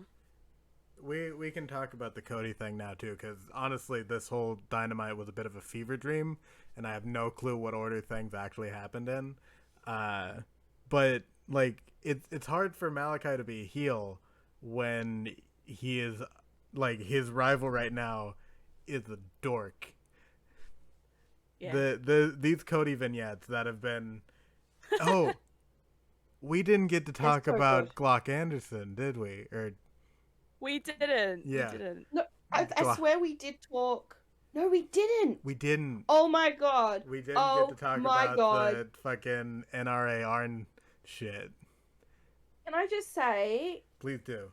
that this fucking unhinged Arn Anderson thing they're going with is one of my favorite things that's happening in wrestling at the moment. It's so funny. It's so funny. Like, this man just straight up was like, call Cody a pussy on live television in front of my family as I was like, hey, watch wrestling, it's really good. And then Arn does that. And I had to be like, I swear it's not normally like this. And then, like, all the memes that came out of that were just gorgeous. I loved them. And then, then the next week, it's like, how can we top this? Oh, Arn breaks into Cody's backyard, starts burning his clothes to Cody on the balcony, being like, what the fuck are you doing? And then slaps him. And then whatever the hell this week was. Yeah, this with week. him, like, getting tortured by the Nightmare family. It was so good. It, like, honestly, it was such a good sight. Like, I call him a dork because it's super dorky, but it's, like, dorky in the coolest way possible. Because, like, Cody rolls up, and all, like, Arn's like, yeah, we're gonna do training in this garage here. And he opened the door, and he got Lee Johnson, Brock Anderson, Island King. Red Velvet, and Kylan King. And they all just basically take turns being like, we're disappointed in you. Brock Anderson's voice, is his voice always that weird? It was like, I heard it and I was like, has his voice been that this entire time?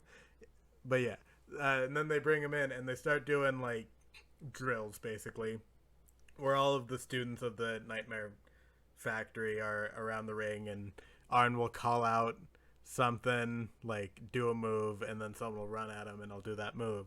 But then Arn will like yell something, like some non sequitur at him, and Cody will get distracted and then get hit with a move. And then like Red Velvet on the apron will like grab his leg, and then someone else will hit him. And basically they're telling the story that Cody Rhodes is getting easily distracted, and that he's lost a step because he's gone Hollywood. But they're doing it in this way where it seems like the Nightmare Factory is kind of being a dick, and it leads you to believe that Cody, like through like not wanting to be rejected by his students and teacher, is also going to be a dick. And so if they don't pull the trigger on a double turn in the already announced Cody Rhodes versus Malachi Black 3 next week, then I don't know. I don't even know. What was it all for? The whole thing is like super like surrealist. It's like, I don't know, like the vibes are fucking weird. And like this week reminded me a lot of A Christmas Carol. Like I can't something about like Cody Ebenezer Scrooge, Cody Scrooge, sort of like entering this very surreal garage with all these like people that he's kind of wronged, like bitch slapping him 100 times. It was fucking weird, man. And like, it almost feels like it. The only reason I'm confident that he's turning heel is because I think that the signs have been pointing that way for a while. But like, viewing this and viewing the oil barrel fire situation from a couple weeks ago, you could infer that this is a face turn type of thing, where they're like showing him that like what he's done is bad and he needs to get back on track or whatever. It's so doesn't feel like anything they've done before. I don't know who like wrote these. Maybe it was Cody himself, probably was. But they are something else. I'm excited for the next one if we have a next one. I mean, But it's gonna also- be a Real, match. but they're so good. Yeah, I mean, heel Cody is so funny. His like Ring of Honor New Japan run where he was a heel a few years ago was hilarious. Like he's hilarious. He is like just a huge anime villain. He's got a real humor inside of him that he hasn't really been able to bring out in his face run because his whole motivation in his AEW early AEW thing was like he's fighting against the man. He's this like freedom fighter fighting against Vince McMahon to like bring this little company up from the ground, and like you haven't been able to see that side of him in a long time. So I'm hyped as hell for it to come back because like I think a little bit is shining through in these weird as fuck promos. Yeah, like the thing is that it's like I've said every time Cody's gone into a match like this, it's like if he wins and he just comes out the other side like a brighter babyface, then that is them ignoring their fan base. And AEW doesn't do that. Like all signs point to AEW like knowing what the fans want, but also all signs sometimes point to Cody Rhodes not caring, which is like the weirdest thing to me because he was the one that sort of like, hey, yeah, we're gonna make a company that the fans really want to see, and I'm gonna be the face of it, and that's never gonna change no matter what anyone wants. And I just I think like, if he tries, even if he tries, like at the end of Malachi and Cody the third, even if he tries to come away from that as a babyface, he's gonna get booed out of the building. It doesn't matter what. Are we in He's Florida gonna do. again? Because that's very important. yeah, Florida cheers Cody no, Rhodes. we're in Florida because Rampage is taped, but then Dynamite It's in- is somewhere else. It's in that Orlando, might- right? I think Oh, they're it moving might from be. Miami to Orlando.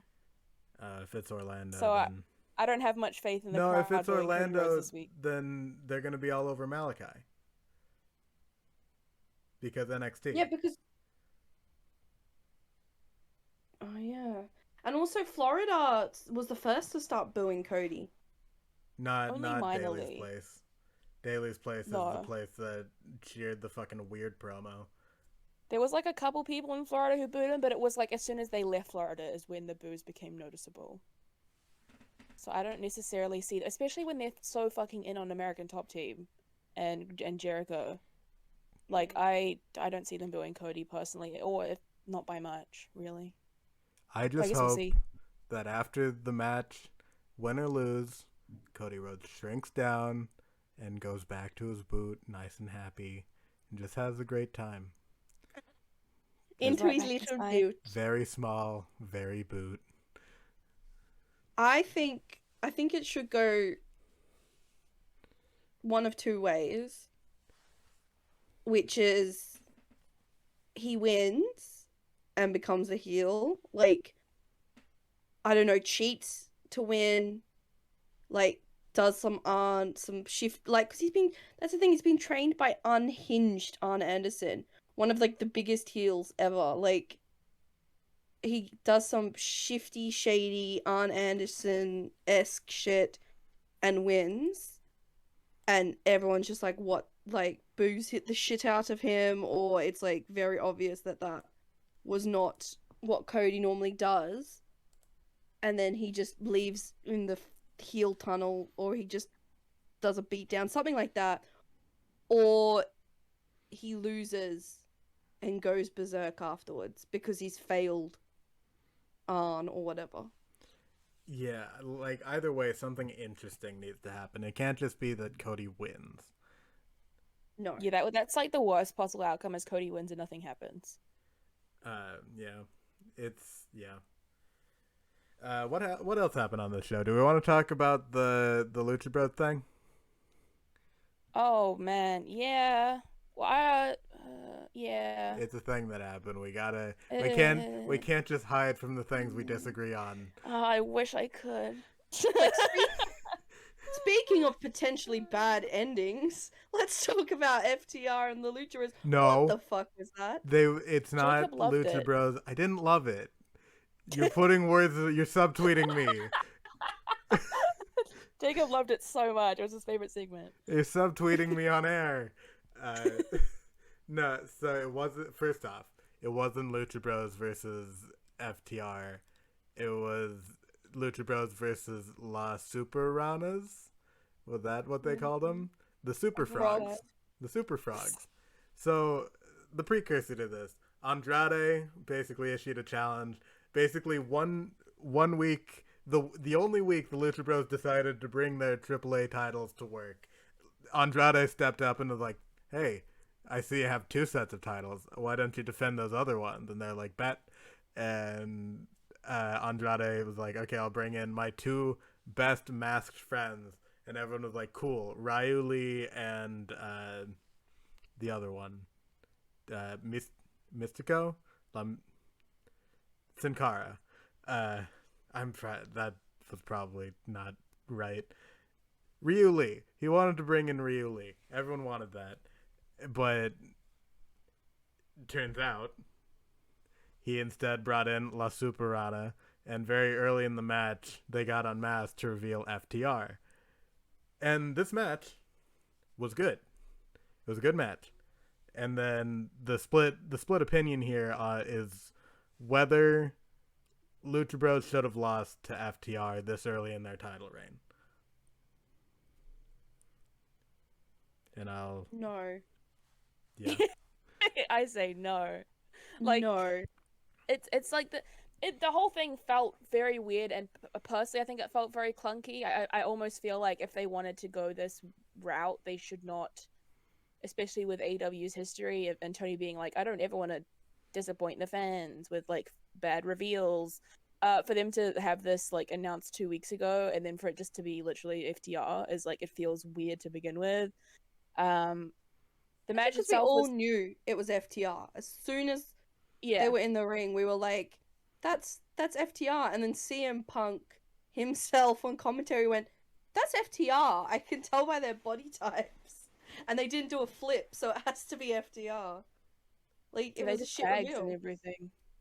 It was just like, I felt that the whole thing was clunky. I don't think the crowd was into it as they could have been. They did a little bit at the end, but I think there was a lot of confusion about what the fuck was going on. And then for, like you said, for the Lucha Brothers to lose, in fact, for them to lose when they haven't really had the chance to establish themselves as title. They've got titles at the moment. They haven't had any like meaningful feuds yet. They've had a couple matches here and there, never in a main event.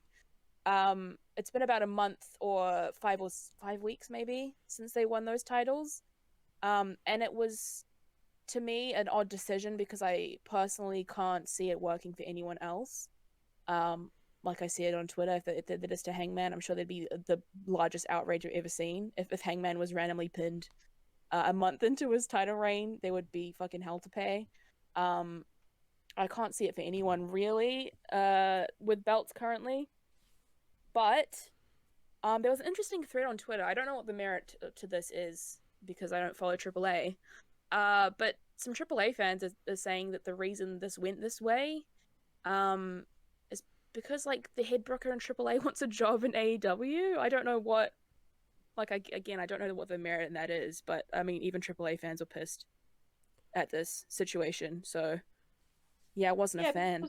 I'm pretty sure all of their belts are in other companies now. Yeah.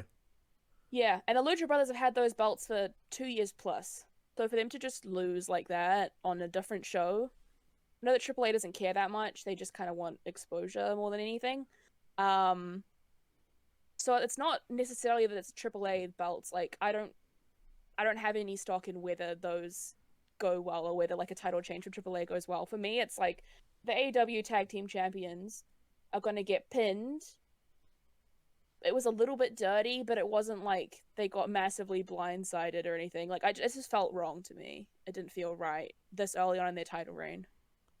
So, I will always be okay with things happening if they've done the legwork to make it make sense in the universe and in the power levels that have been presented in the universe. So, I will say, I did not care for when Andrade came out and he was like, here's my people, and it was two schmucks. It was just two randos in fucking green leotards jumping around. I was like, this is stupid. Everyone wanted it to be Ryu Lee and the other person that I forgot the name of, and I don't want to get it wrong. But like, so it's another one of those cases where they've teased like people coming in, and then the result is a bit disappointing, which everyone always gets mad at anyway. And then the reveal that it's FTR, I was also like, this is kind of stupid, because I would have rather just they brought in like two even indie luchadors that have some name value.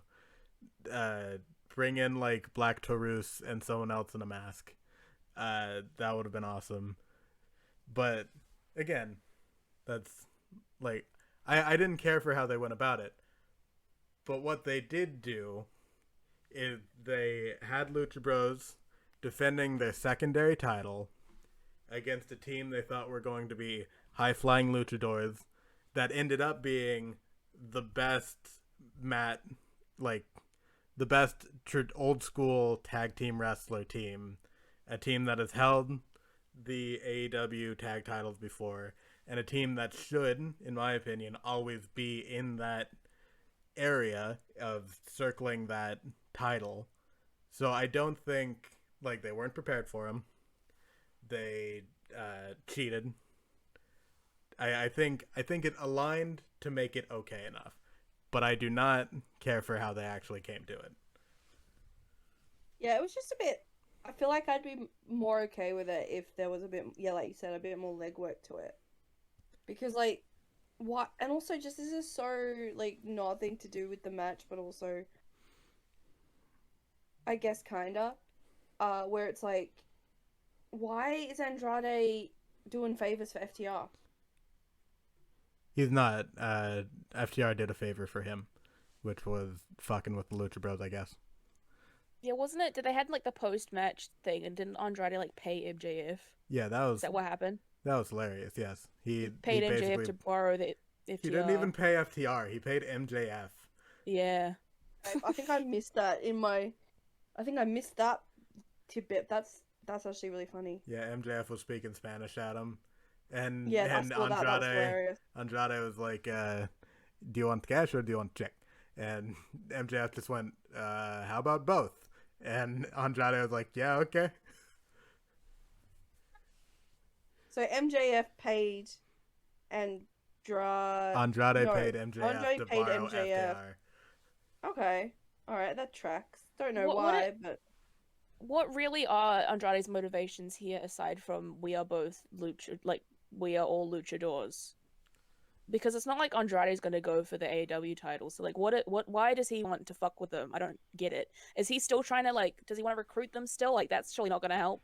Like I'm not 100% sure what his motivations are currently. I don't know. It's a sloppy storyline. And like this was not a proper setup to Andrade Pac 2. Like Pac wasn't. Is Pac still having like weird travel schedule things? Because I assume so, because he's not really around every week. Like we're just getting this match again, and this match wasn't really a build to that. It was like they had a match adjacent to both characters, and then they're like, oh, that's enough for them to schedule a new match. And it's like, the match is going to be great. I just want there to be, like you said, a bit more rhyme and reason to everything. Yeah, it's very loose. And I have wanted them to redo this because I didn't think they had enough time on Rampage. But it almost seems like, why are we doing it again on Rampage when that was the issue in the first place, was they didn't really have the time that they would have had on a pay-per-view. So I was hoping when they redid this, maybe they do it on Full Gear or something. Maybe do a Full Gear like ladder match or something. I don't know. Yeah. Do something a little bit extra, but they've just kind of gone, we're just going to do it again on Rampage. Pack on Unless they're going to have a 3. Yeah. Yeah, they might have a number 3, but it's like, again, it's my issue at the moment. Well, I'm starting to get an issue with AEW when it comes to, I don't know why they're doing so much repetition currently when they don't really need to. Like, it almost seems like their history dictates that they prefer to take years for feuds and rematches to happen, but we're going through things a lot quicker now, and I'm not quite following correctly. I don't know. It all feels slightly off to me. I feel like they might be waiting to break the monotony for when Hangman wins the title. I feel like, and this is how I've always felt since the beginning of Dynamite, since the beginning of AEW, when Chris Jericho held the title. It felt like they had their four guys to hold the top titles set, and we're just waiting for the 4th guy to get it, so that the whole top of the card there can really open up. Because once Hangman gets that title, it's completely up in the air who gets it next. It's probably going to be MJF, but that's nowhere near guaranteed. So many people have gotten over I don't since think it's then. a probably any. I don't think it's even a probably anymore. I don't think he's going to get it next. Yeah. So once Hangman gets the title, you have all of these people that you had sort of in the upper mid-card. They now become main eventers because they now are in a place where they could possibly hold the title as well. Like Miro. Everyone's saying Miro should get the title, and Miro's been putting on a lot of good work. And his promo tonight was amazing, where he was smack-talking his own god, like, bro, what the fuck? I thought you had my back, but turns out you made my neck out of jelly. He said sand, but I prefer jelly. You have Pac and Andrade, who are both in a void right now. You got Men of the Year, who will probably become upper mid-carders at that point. You just have so many people who are just waiting for Kenny Omega to not have the title anymore so they can challenge. And once Hangman gets it, I feel like all of that repetition is going to be broken up. I hope you're right about that. I mean, that sounds like it's very plausible. So I'm definitely hoping you're right, and Tony isn't just, I don't know, having some sort of crisis. It's been my theory since day one, and I'm sticking to it. There was a point where I wanted Brian Cage to take the title off of Hangman, and it was funny. It's funny that you said that people would get really mad if Hangman took an early loss, because like I've always wanted it to be Hangman wins the title and then like loses it a month later, and then like gets it back a month later after that, just to show that like you don't need to have long title reigns. Like you should. That should be normal to have a decently long title reign. But after having 3 title reigns in a row that are super long, just having one that's kind of short, and then him getting it back and becoming a 2-time champion, I feel like that might be neat. That was a bit of a tangent. What else happened on this show? After the American Top Team stuff happened, which kind of killed my vibe so bad. We were watching it on Discord with our other friend Trace, who we'll have on one day. And like I can't even describe. It was like it happened, and then like we were all like the vibe was dead. There was silence. It was just like the 20 minutes following just felt like, why are we still here? Like just to suffer. Right? Yeah, that happened next. Normally we're like, after a segment and it goes to the ad break, we're normally like chatting about what's happened and like discussing the show and all that during the ad breaks, and that was just like dead silence. Like we were just like, well, I guess. It was terrible. Yeah, that was a promo that happened. That Chris Jericho promo was that was disgusting. Weird, man. Like what was he thinking? And like I don't know why like babyface Jericho was like, yeah, women are ugly. and whatever other things he says. I'm gonna be a homophobe. Homophobic. Women and gays. Like, what like that shit with Paige Van Zandt? Like, why are you out here? For one, you're calling like a famously beautiful woman ugly, and then you're commenting on like her husband's genitals. Like, what was that? It was not a fan. I'll say that. No, I wasn't a fan of Jericho's portion of this promo, but I'd be lying if I said I hated the segment. I am on the line of thought that Dan Lambert is actually kind of good at what he does. I think that you both are just marks that are getting worked by an excellent heel. That's sarcasm. I don't actually think that about you. I'm Yes, not you subtweeting on air. You absolutely think that about us. But I enjoy Dan Lambert promos because I think he's very good at working a crowd, and you can tell that he is because of how crowds react to him. And I love hearing just how loud of boos he gets. I don't enjoy hearing how loud of Chris Jericho gets. I don't get it. I don't think I like Jericho for a good chunk of time. He was the GOAT in everyone's mind. His stuff in New Japan, the stuff at the tail end of his WWE run, the Le Champion stuff at the beginning of his AEW run, all time stuff. But he definitely hasn't done himself any favors recently. And now the Inner Circle, that was one's like, oh, look at all these guys hanging out, getting the rub from Jericho and Jake Hager. It's now like, man, I can't wait for these people to not be standing next to Chris Jericho anymore, because I'd rather they just sort of had their own stuff going on. Have like Sammy Guevara and Santana and Ortiz do their own thing for a bit. You can't do that because then they'll need to reunite again, even though they've only just not been in the same ring for like 2 weeks. It was very necessary to have a reuniting segment. Exactly. They're going to do that every couple weeks. The match they had on Rampage that we didn't talk about was fun. It was considering it was a trios match without the Young Bucks, I think it held its own, and considering it had Junior Dos Santos in it, who had never been in I think that was his first official match. It was way better than it had any rights to be. They missed a spot with Sammy Guevara, which I'm sad about, and they didn't play a replay because I literally think no cameras were on it at all, which how do you fucking miss that?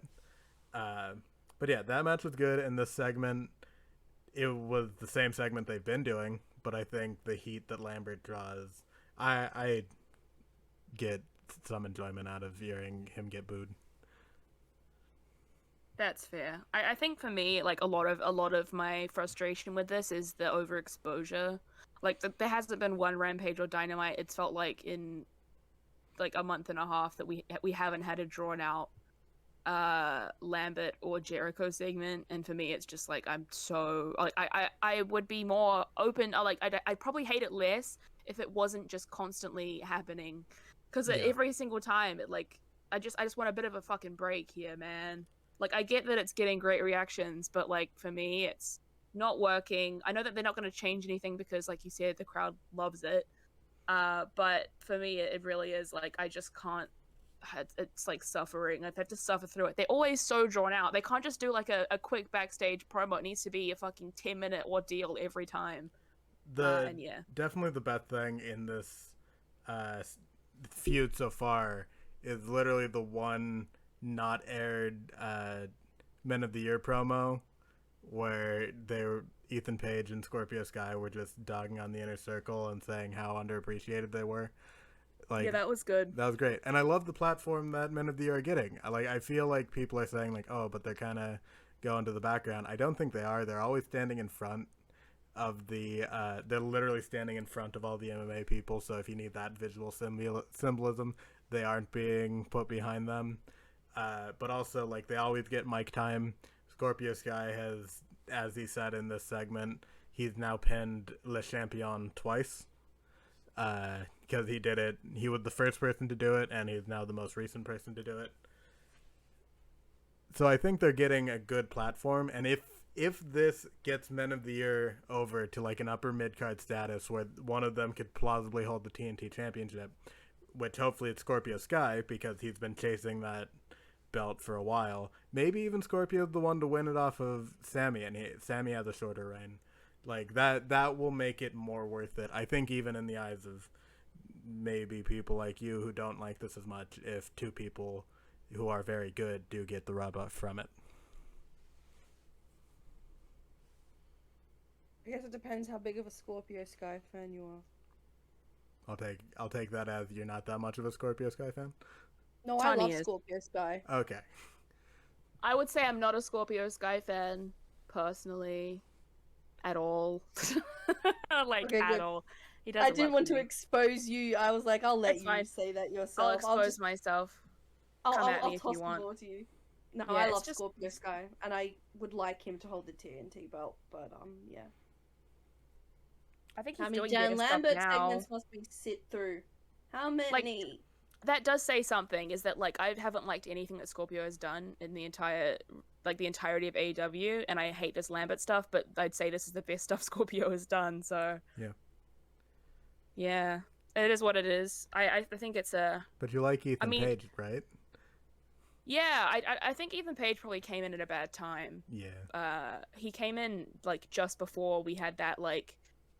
what would you even call it? Like, I don't know, before we sort of fell off the cliff and had a million new people coming in, that sort of overshadowed him. I think if he had have come in 6 months or a year earlier, he'd be in a much better position. But he's definitely sunken down to the lower mid card. I like him. I'm not necessarily impressed with what he's done thus far. It is what it is to me. I mean, yeah, I don't have much to say about it, to be honest. Okay.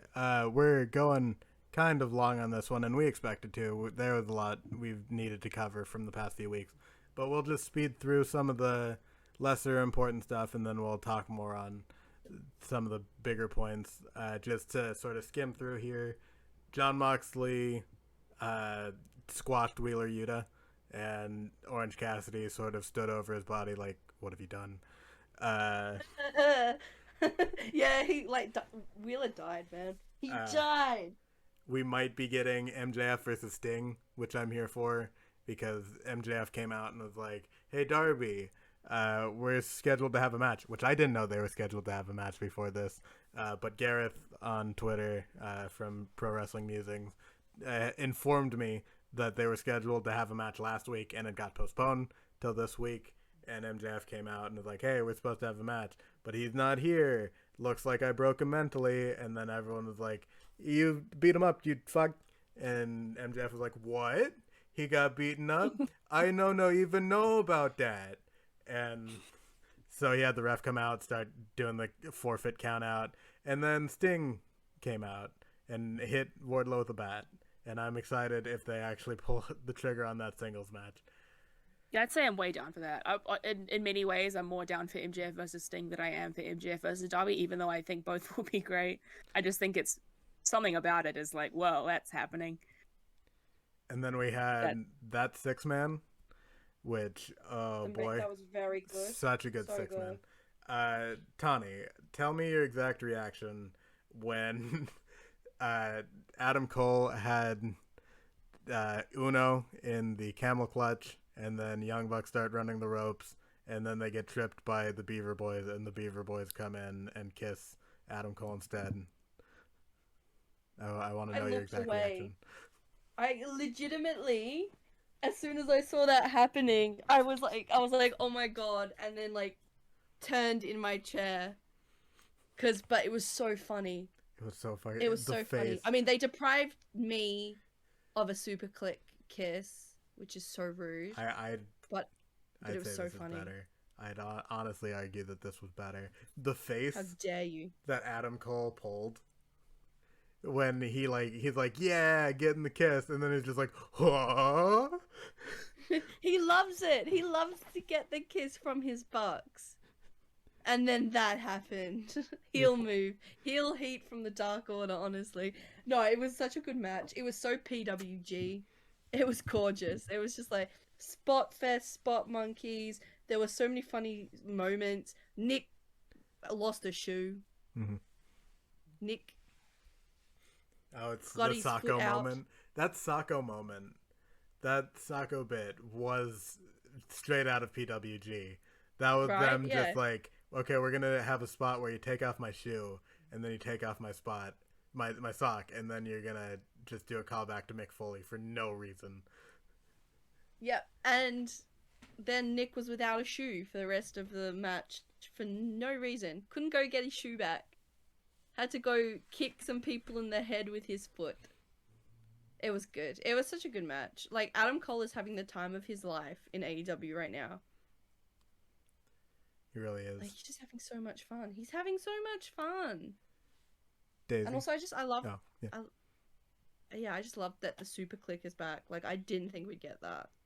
Like, even if Adam Cole came to AEW, it wouldn't be as official as, like, they come out calling themselves the Super Click and all that. Oh, he found the boom in the song. He has been recently. Yeah. He has. Boom update. Boom update. He found the boom. He found Did it. he actually? Yeah. Yeah, he found it. No, there's a boom in between I think I've ranted about this before. There's a boom in between booms that he finds somehow, which is honestly impressive. Like, he just decided, no, I'm not going to do it on any of the big obvious booms. I'm going to do it on the subtle boom, like in the other song that I used to do it to. He found the boom. And I love how in his like, in these 6-man tag matches that he's in, or like when it was like the 4-man tag match as well, like, he always has to stop and do his little baby moment. Yeah. He loves it. He's having such a good time. Daisy, do you have any thoughts on this match? Absolutely nothing to add. It was just really good. Okay, yeah. We can move on from it. Afterwards, Jungle Boy came out, and earlier in the show, the Super Click attacked Jurassic Express, powerbombed the Luchasaurus through a table to make good for the botch last week, and then Jungle Boy came out to have his revenge. So we're probably going to get Adam Cole versus Jungle Boy again, which is going to be great. And then... Again? Yeah. I think we're getting Young Bucks versus Jurassic Express. That also. We're probably getting that too. Where's... I guess they've written off Christian so he can do more Impact stuff, I guess. I was going to say where's Christian, but they wrote him off last week. Yeah. Okay, may I just... Do we want to, like, because again, I guess this is a spoiler from the Tony Khan notepad, so should I just know? I mean, you can say what the match is, just if you know which person was circled. That's sort of the spoiler. I don't know. Honestly, the circles are fake news. I'm telling you, the circles don't. The circles are the spoilers. Honestly, I looked at them and like Kenny and Hangman. That's the circle is like it goes between both of them. The circles mean nothing. Yeah, like I didn't even notice the circle, like so couldn't even remember if I told you, but it seems that it's gonna be Adam Cole versus Christian Cage at Full Gear. Oh yeah, I did see that. That's probably gonna be a great match too. I think it Man, would be, yeah. Could you imagine? Could you have imagined Adam Cole versus Christian Cage in the year of our Lord and Savior 2021 in AEW? In AEW of all places. What a wild timeline. And then we had our main event, Bobbles Fish versus Brian the Danielson. Did you guys? I'm sure you guys want to talk about the Hangman promo. Do you want to Oh do that yeah, first? the Hangman promo. Yes, sorry, I forgot about that. That was lovely. It was it was an iconic promo. He basically I like this promo actually. I liked it a lot because it's gonna go down in history as the cowboy shit promo, as it should. And it was basically I loved it because it was basically him running down the entire storyline so far. It was him saying that, I came in and I told you guys I was going to be the first ever world champion, and I failed, and then I lost to Pac, and then I lost my confidence, and then I, was at a low point, and I love that. You also mentioned he lost his friends as well. Like, it was sad, but it's like, I liked it. I liked that at the end. It's like, I don't know. It's just such a good promo. for the end of his entire storyline. He believes in himself now. Yeah, he started going into what cowboy shit is. He was saying, you know, cowboy shit is me and Kenny as tag team championships going out and defending them every chance we can. Cowboy shit is it's just like all of the things he's learned throughout his trials and tribulations. And it's not like the great thing about Hangman Page, and it's been said many times, is that he is a cowboy, but he's redefining cowboy not as like this toxic, masculine, manly man living off the land, being a lone ranger. It's just anyone who like can be confident in themselves, and like, you know, everyone, if you love your friends, it's just a very virtuous thing in this. Like, you can be a cowboy. It's a great thing. You too can be a cowboy. No, I loved it, and I love that the storyline being that it, like, because the fans got behind him more and more, and like him saying, it's like, you guys believe in me and I do too now. Like, it was lovely. It was really lovely. And just lovely. Daisy, did you have anything to add? Nothing to add. Moving on. I'm sorry. Like, We're you rolling brought it through. up. Yeah. No, yeah, just because I assume you guys wanted to talk about it. Yeah, I don't have anything to say though. Okay. I didn't want to know. I didn't know if I like stepped on your toes. Sorry about that. No, I don't know. I brought it up because I thought you guys want to talk about it. All good. Rolling on. The main event: Bobbles Officials versus Danielson Bryson. Can I say about this though? I don't know what it is. Maybe it's just my timeline that like there was a shocking amount of people who were just talking about how shit Bobby Fish is. I thought this match was great. I don't know why people hate Bobby Fish. Did you see that too? Like, it's I thought that match was WWE great. brain, man. It's like what? fucking WWE. Like, WWE said Bobby Fish is the least important member of the Undisputed Era, and then everyone was like, "Yeah, okay, I guess he sucks weird, then." Man. I saw people being like, "Oh, he went too far by kicking the guardrail." Well, he fucking didn't. Like, that is. I mean, no one has fucking got big enough balls to do that. It was great. I loved it when he kicked the guardrail. Like, do that more. I thought the match was really good and like entertaining, and I thought it got shat on way too much, and I still don't really understand why. It's just yeah, like that. Bryan Danielson versus Bobby Fish is an ROH fucking wet dream, because like they're in two different eras, because the era of Danielson is like, you know, the older ROH era, and then like the era of Red Dragon and Bobby Fish and Kyle O'Reilly was like the 2012, 2011. I might have that timeline wrong. I'm bad at time, but in our canon, it's correct. You see how these things work? mm-hmm.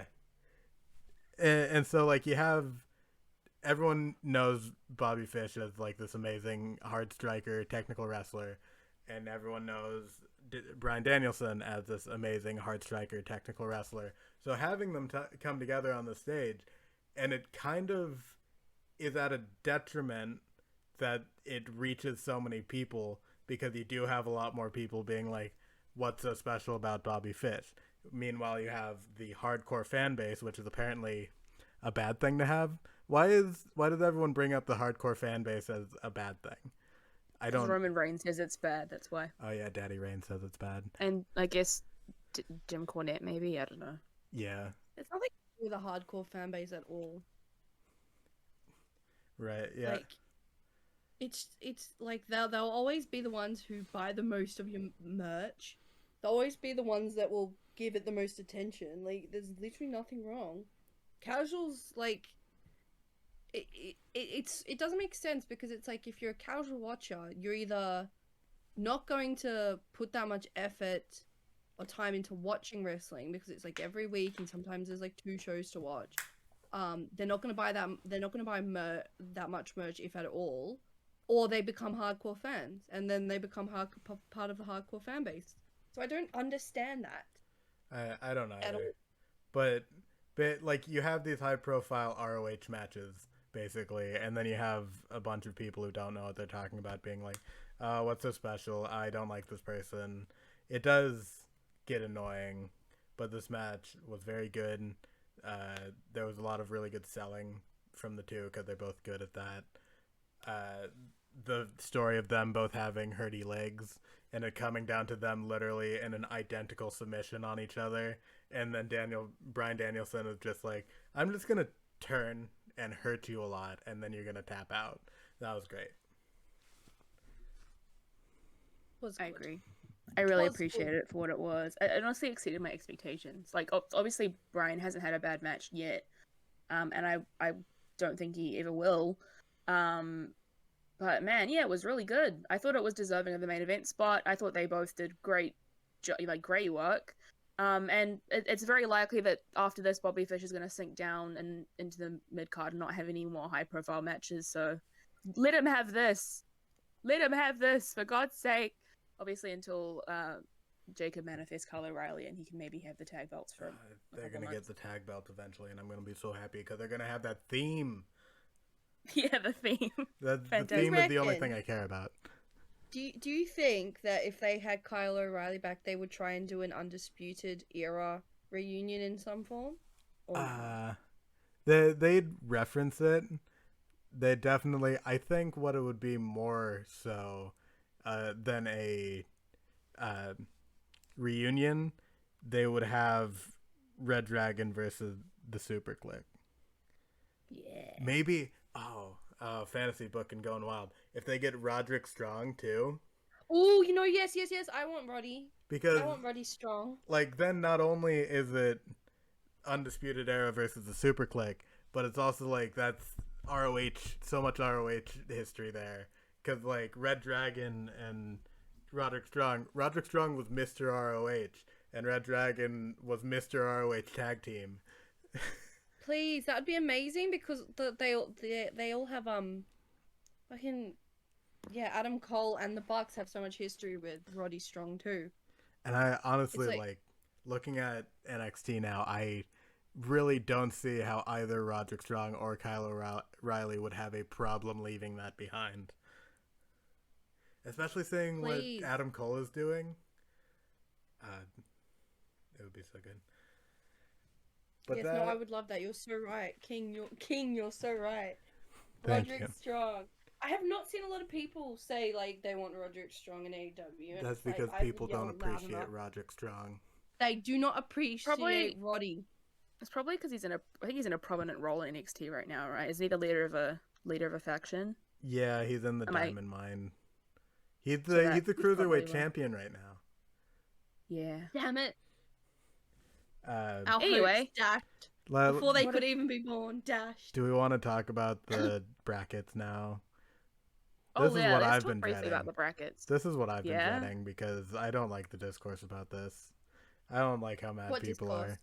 People are super mad about the brackets for the championship eliminator.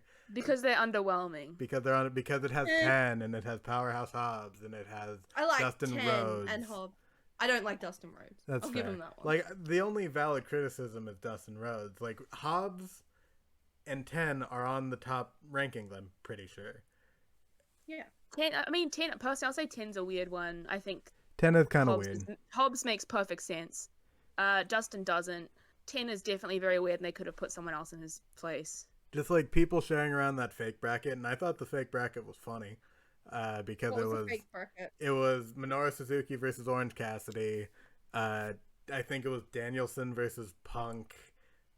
It was just like a bunch of high profile matches. It was like it's like Malachi versus Leo on one side. Yeah. But I think people don't understand this, and I guess because it's a tournament, like this shouldn't matter. But 10's there because he's gonna get squashed by Mox. Yeah. I think people do get that, and that's why they're disappointed. I think because the sort of roadmap is clear as day as what's going to happen leading up to the final. I'm not obviously as mad as some people are about this. I can agree with it being underwhelming, especially some of the choices on here are very strange. And I said this on Twitter. I don't think that Orange Cassidy winning is a good idea. I don't think he needs to win. Dustin Rhodes getting a big spot again. I'm pretty sure he was in the last tournament as well. Like, why are we doing this again? It's obviously what it's leading to, but I think I think the issue is, like, we had that massive ladder match a few weeks ago, which kind of just showed off how strong the upper mid card is. You have so many people that could have been in this thing. So to not have them in seems like an odd choice, especially because tournaments work in a vacuum. So they don't, I don't think that losses matter as much. When you have two big guys in a tournament and one loses, it's fine because it's a tournament. Doesn't really have any lasting effects on anything. And yeah, like, I'm not mad about it, but I can see why is there no Miro in this? Why is, like, Leo Rush maybe not in it? Why is Andrade, or I think I said Malachi already, but Malachi, or like a bunch of other people you could have had. So it's like odd that we're not making it as good as it could be. Yeah. Like, it could be so much better. I do get fair. the complaints about it. And I don't want anyone to think that, like, I'm saying it because I don't understand where people are coming from. I don't know. I work within the mindset that, like, I don't need everything to be perfect. And I'm not saying that people are being like, oh, I need everything to be perfect. But when, like, this sort of tournament is happening, and it is very clear that a lot of people are here just to lose, and they don't want some of their bigger names to lose. Like, I'm fine with that being their mentality, and, like, I'm not personally gonna be disappointed at that being what they're going with. But I will say it would be much better, and I don't think they would actually lose anything if they had just a bunch of heavy hitters. Like, if one of the first rounds was Andrade versus Bryan Danielson, if one of the first rounds was Pac versus Moxley again, if they need to run back Pac versus Moxley at some point, so why not in a tournament? I do understand the complaints. I just don't necessarily agree with We them. wanna. So we can wanna I just talk add about as well before we move on? Can I just add as well? Like, I think this tournament sort of lends credence to the fact that the leak. I'm not going to give any spoilers, but that the leak on the paper is probably accurate and might have been on accident, because it basically gave you the winners of this whole tournament. Yeah, but honestly, the tournament gives you the winners of the tournament. I mean, I guess I think you could have maybe but I think there could be room to believe in other things. If we didn't just straight up know the finals already before it was even announced. Yeah. Do we want to talk about how we think it's gonna go? I mean, we could, but I just think it's a little bit obvious. Like. Yeah, I think since we know. So it's obviously 10 is gonna get his ass whooped by Mox. Yes. Dustin Rhodes is going to get walked like a dog by Bryan Danielson. I hate that imagery, but I agree. Lance and Eddie, I'm not too sure about. Yeah, that's the one that's up in the air. And also, I would say that OC and Hobbs is up in the air. They did set up. That too. They have, in the past 2 weeks, set up Orange Cassidy and Moxley. First, in the ladder match, they had a lot of interaction there for the first time. And then this week, Moxley sacrificing Wheeler on the altar. But... The altar of what? What's Mox's altar? Barbed wire. Awesome. Yeah, hell yeah. But also Hobbs has a weird history with Moxley. Do we all remember the history of Hobbs and Moxley? I do. Yeah, I remember it. And that's why I think that it's not, like, I don't think it's a given that OC's going to win, because they do have history. Strange, like you said, it's very strange history. He brought him in for a match that never ended up happening, and then Hobbs turned heel on Cody. And I've been waiting for the day where they reconnect. Something unresolved there that I think they could do something with. And I don't see the benefit in Orange beating Hobbs. I just don't see, like, I see zero benefit. But I do see benefit in Hobbs beating OC. I do see benefit in having Moxley versus OC, though. Because Moxley, if he's heading toward the heel turn, him sacrificing Orange Cassidy on the altar, I'm just going to say it again, it worked. The altar of barbed wire. It makes sense for the heel turn situation, which seems to be the whole purpose of this tournament, probably, is to turn Mox heel. Yeah. So do we think, so we're all in agreement, we think that the final product's going to be Mox versus Bryan? Yeah, I mean, It's a definite. Yeah. It may or may not have been on a certain piece of paper at some point. Thanks, Tony. But even if it wasn't, I think we could have probably. Maybe. I mean, maybe not. You know, I still think that it could have been more up in the air. I guess, especially with Eddie on. I think you could have probably had people fiending for Eddie versus Mox. Yeah. Again. Yeah. Ooh, yeah. I do think Eddie is going to have the match against Danielson because I feel like it could be Lance. Like that's the one that's most up in the air for me because you either have Lance gonna try to avenge Suzuki or Eddie Kingston who's just a mark for the product being like, yeah, I want to face Danielson.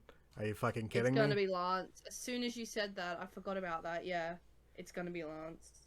And also, Lance and Eddie had that series that I think Lance came out on top of, so you could argue that Eddie gets his win back, or you could argue that Eddie already got his win back against Suzuki Gun, and so Lance is going to go over to make it 3-2. That one's the up in the air one. I think that one is going to be very, very good because we got Chaos Faye Jake Roberts back in action.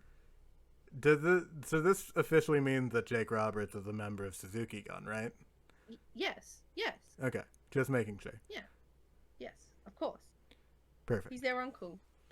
Uncle Jake. Uncle Jake. I can't wait for Uncle Jake to meet little cousin Doki and bring him presents and just, you know, show Doki just a little bit of goddamn love for once in his life. Jesus Christ. The idea of like Suzuki Gun Christmas is really funny to me. Just all them in like a little living room with the tree and all wearing little Santa hats. And Suzuki Claus just slapping the shit out of anyone who questions him. Like a Desperado just opens his box. It's just like nothing. Tai Chi is dressed like an elf in his underwear. No! You ruined it. It's ruined now. And the Tully Blanchard underwear specifically. Remember that? Yeah. Oh, I remember that. Call back. Sounds weird. I think we need to wrap up this podcast before it gets any weirder. Okay, yeah, probably a good idea. Yeah, this has been a podcast. If you like what you heard, go ahead and hit the subscribe button on YouTube. We're going to be trying to figure out how to get ourselves on other platforms, so be on the lookout for that. If you want to know when this video airs, you can hit the bell, I guess. I've never actually said that, but that's a thing that we should be saying. Hit that bell. Smash that like button. But also, we posted on Twitter at TripleFriendPod. Thanks, Character Limits. And if you like my voice and want to hear it via text on a screen, you can follow me at Salty Acob. That's Salty, AYYYCOB. And if you want to see me probably arguing with Jacob on the timeline, because that seems to happen every day. Subtweeting me. We get to have that fight, but I mean, it'll happen one day. I'm Daisy. My Twitter is at BoutMachines. And this has been, a podcast, and our last person.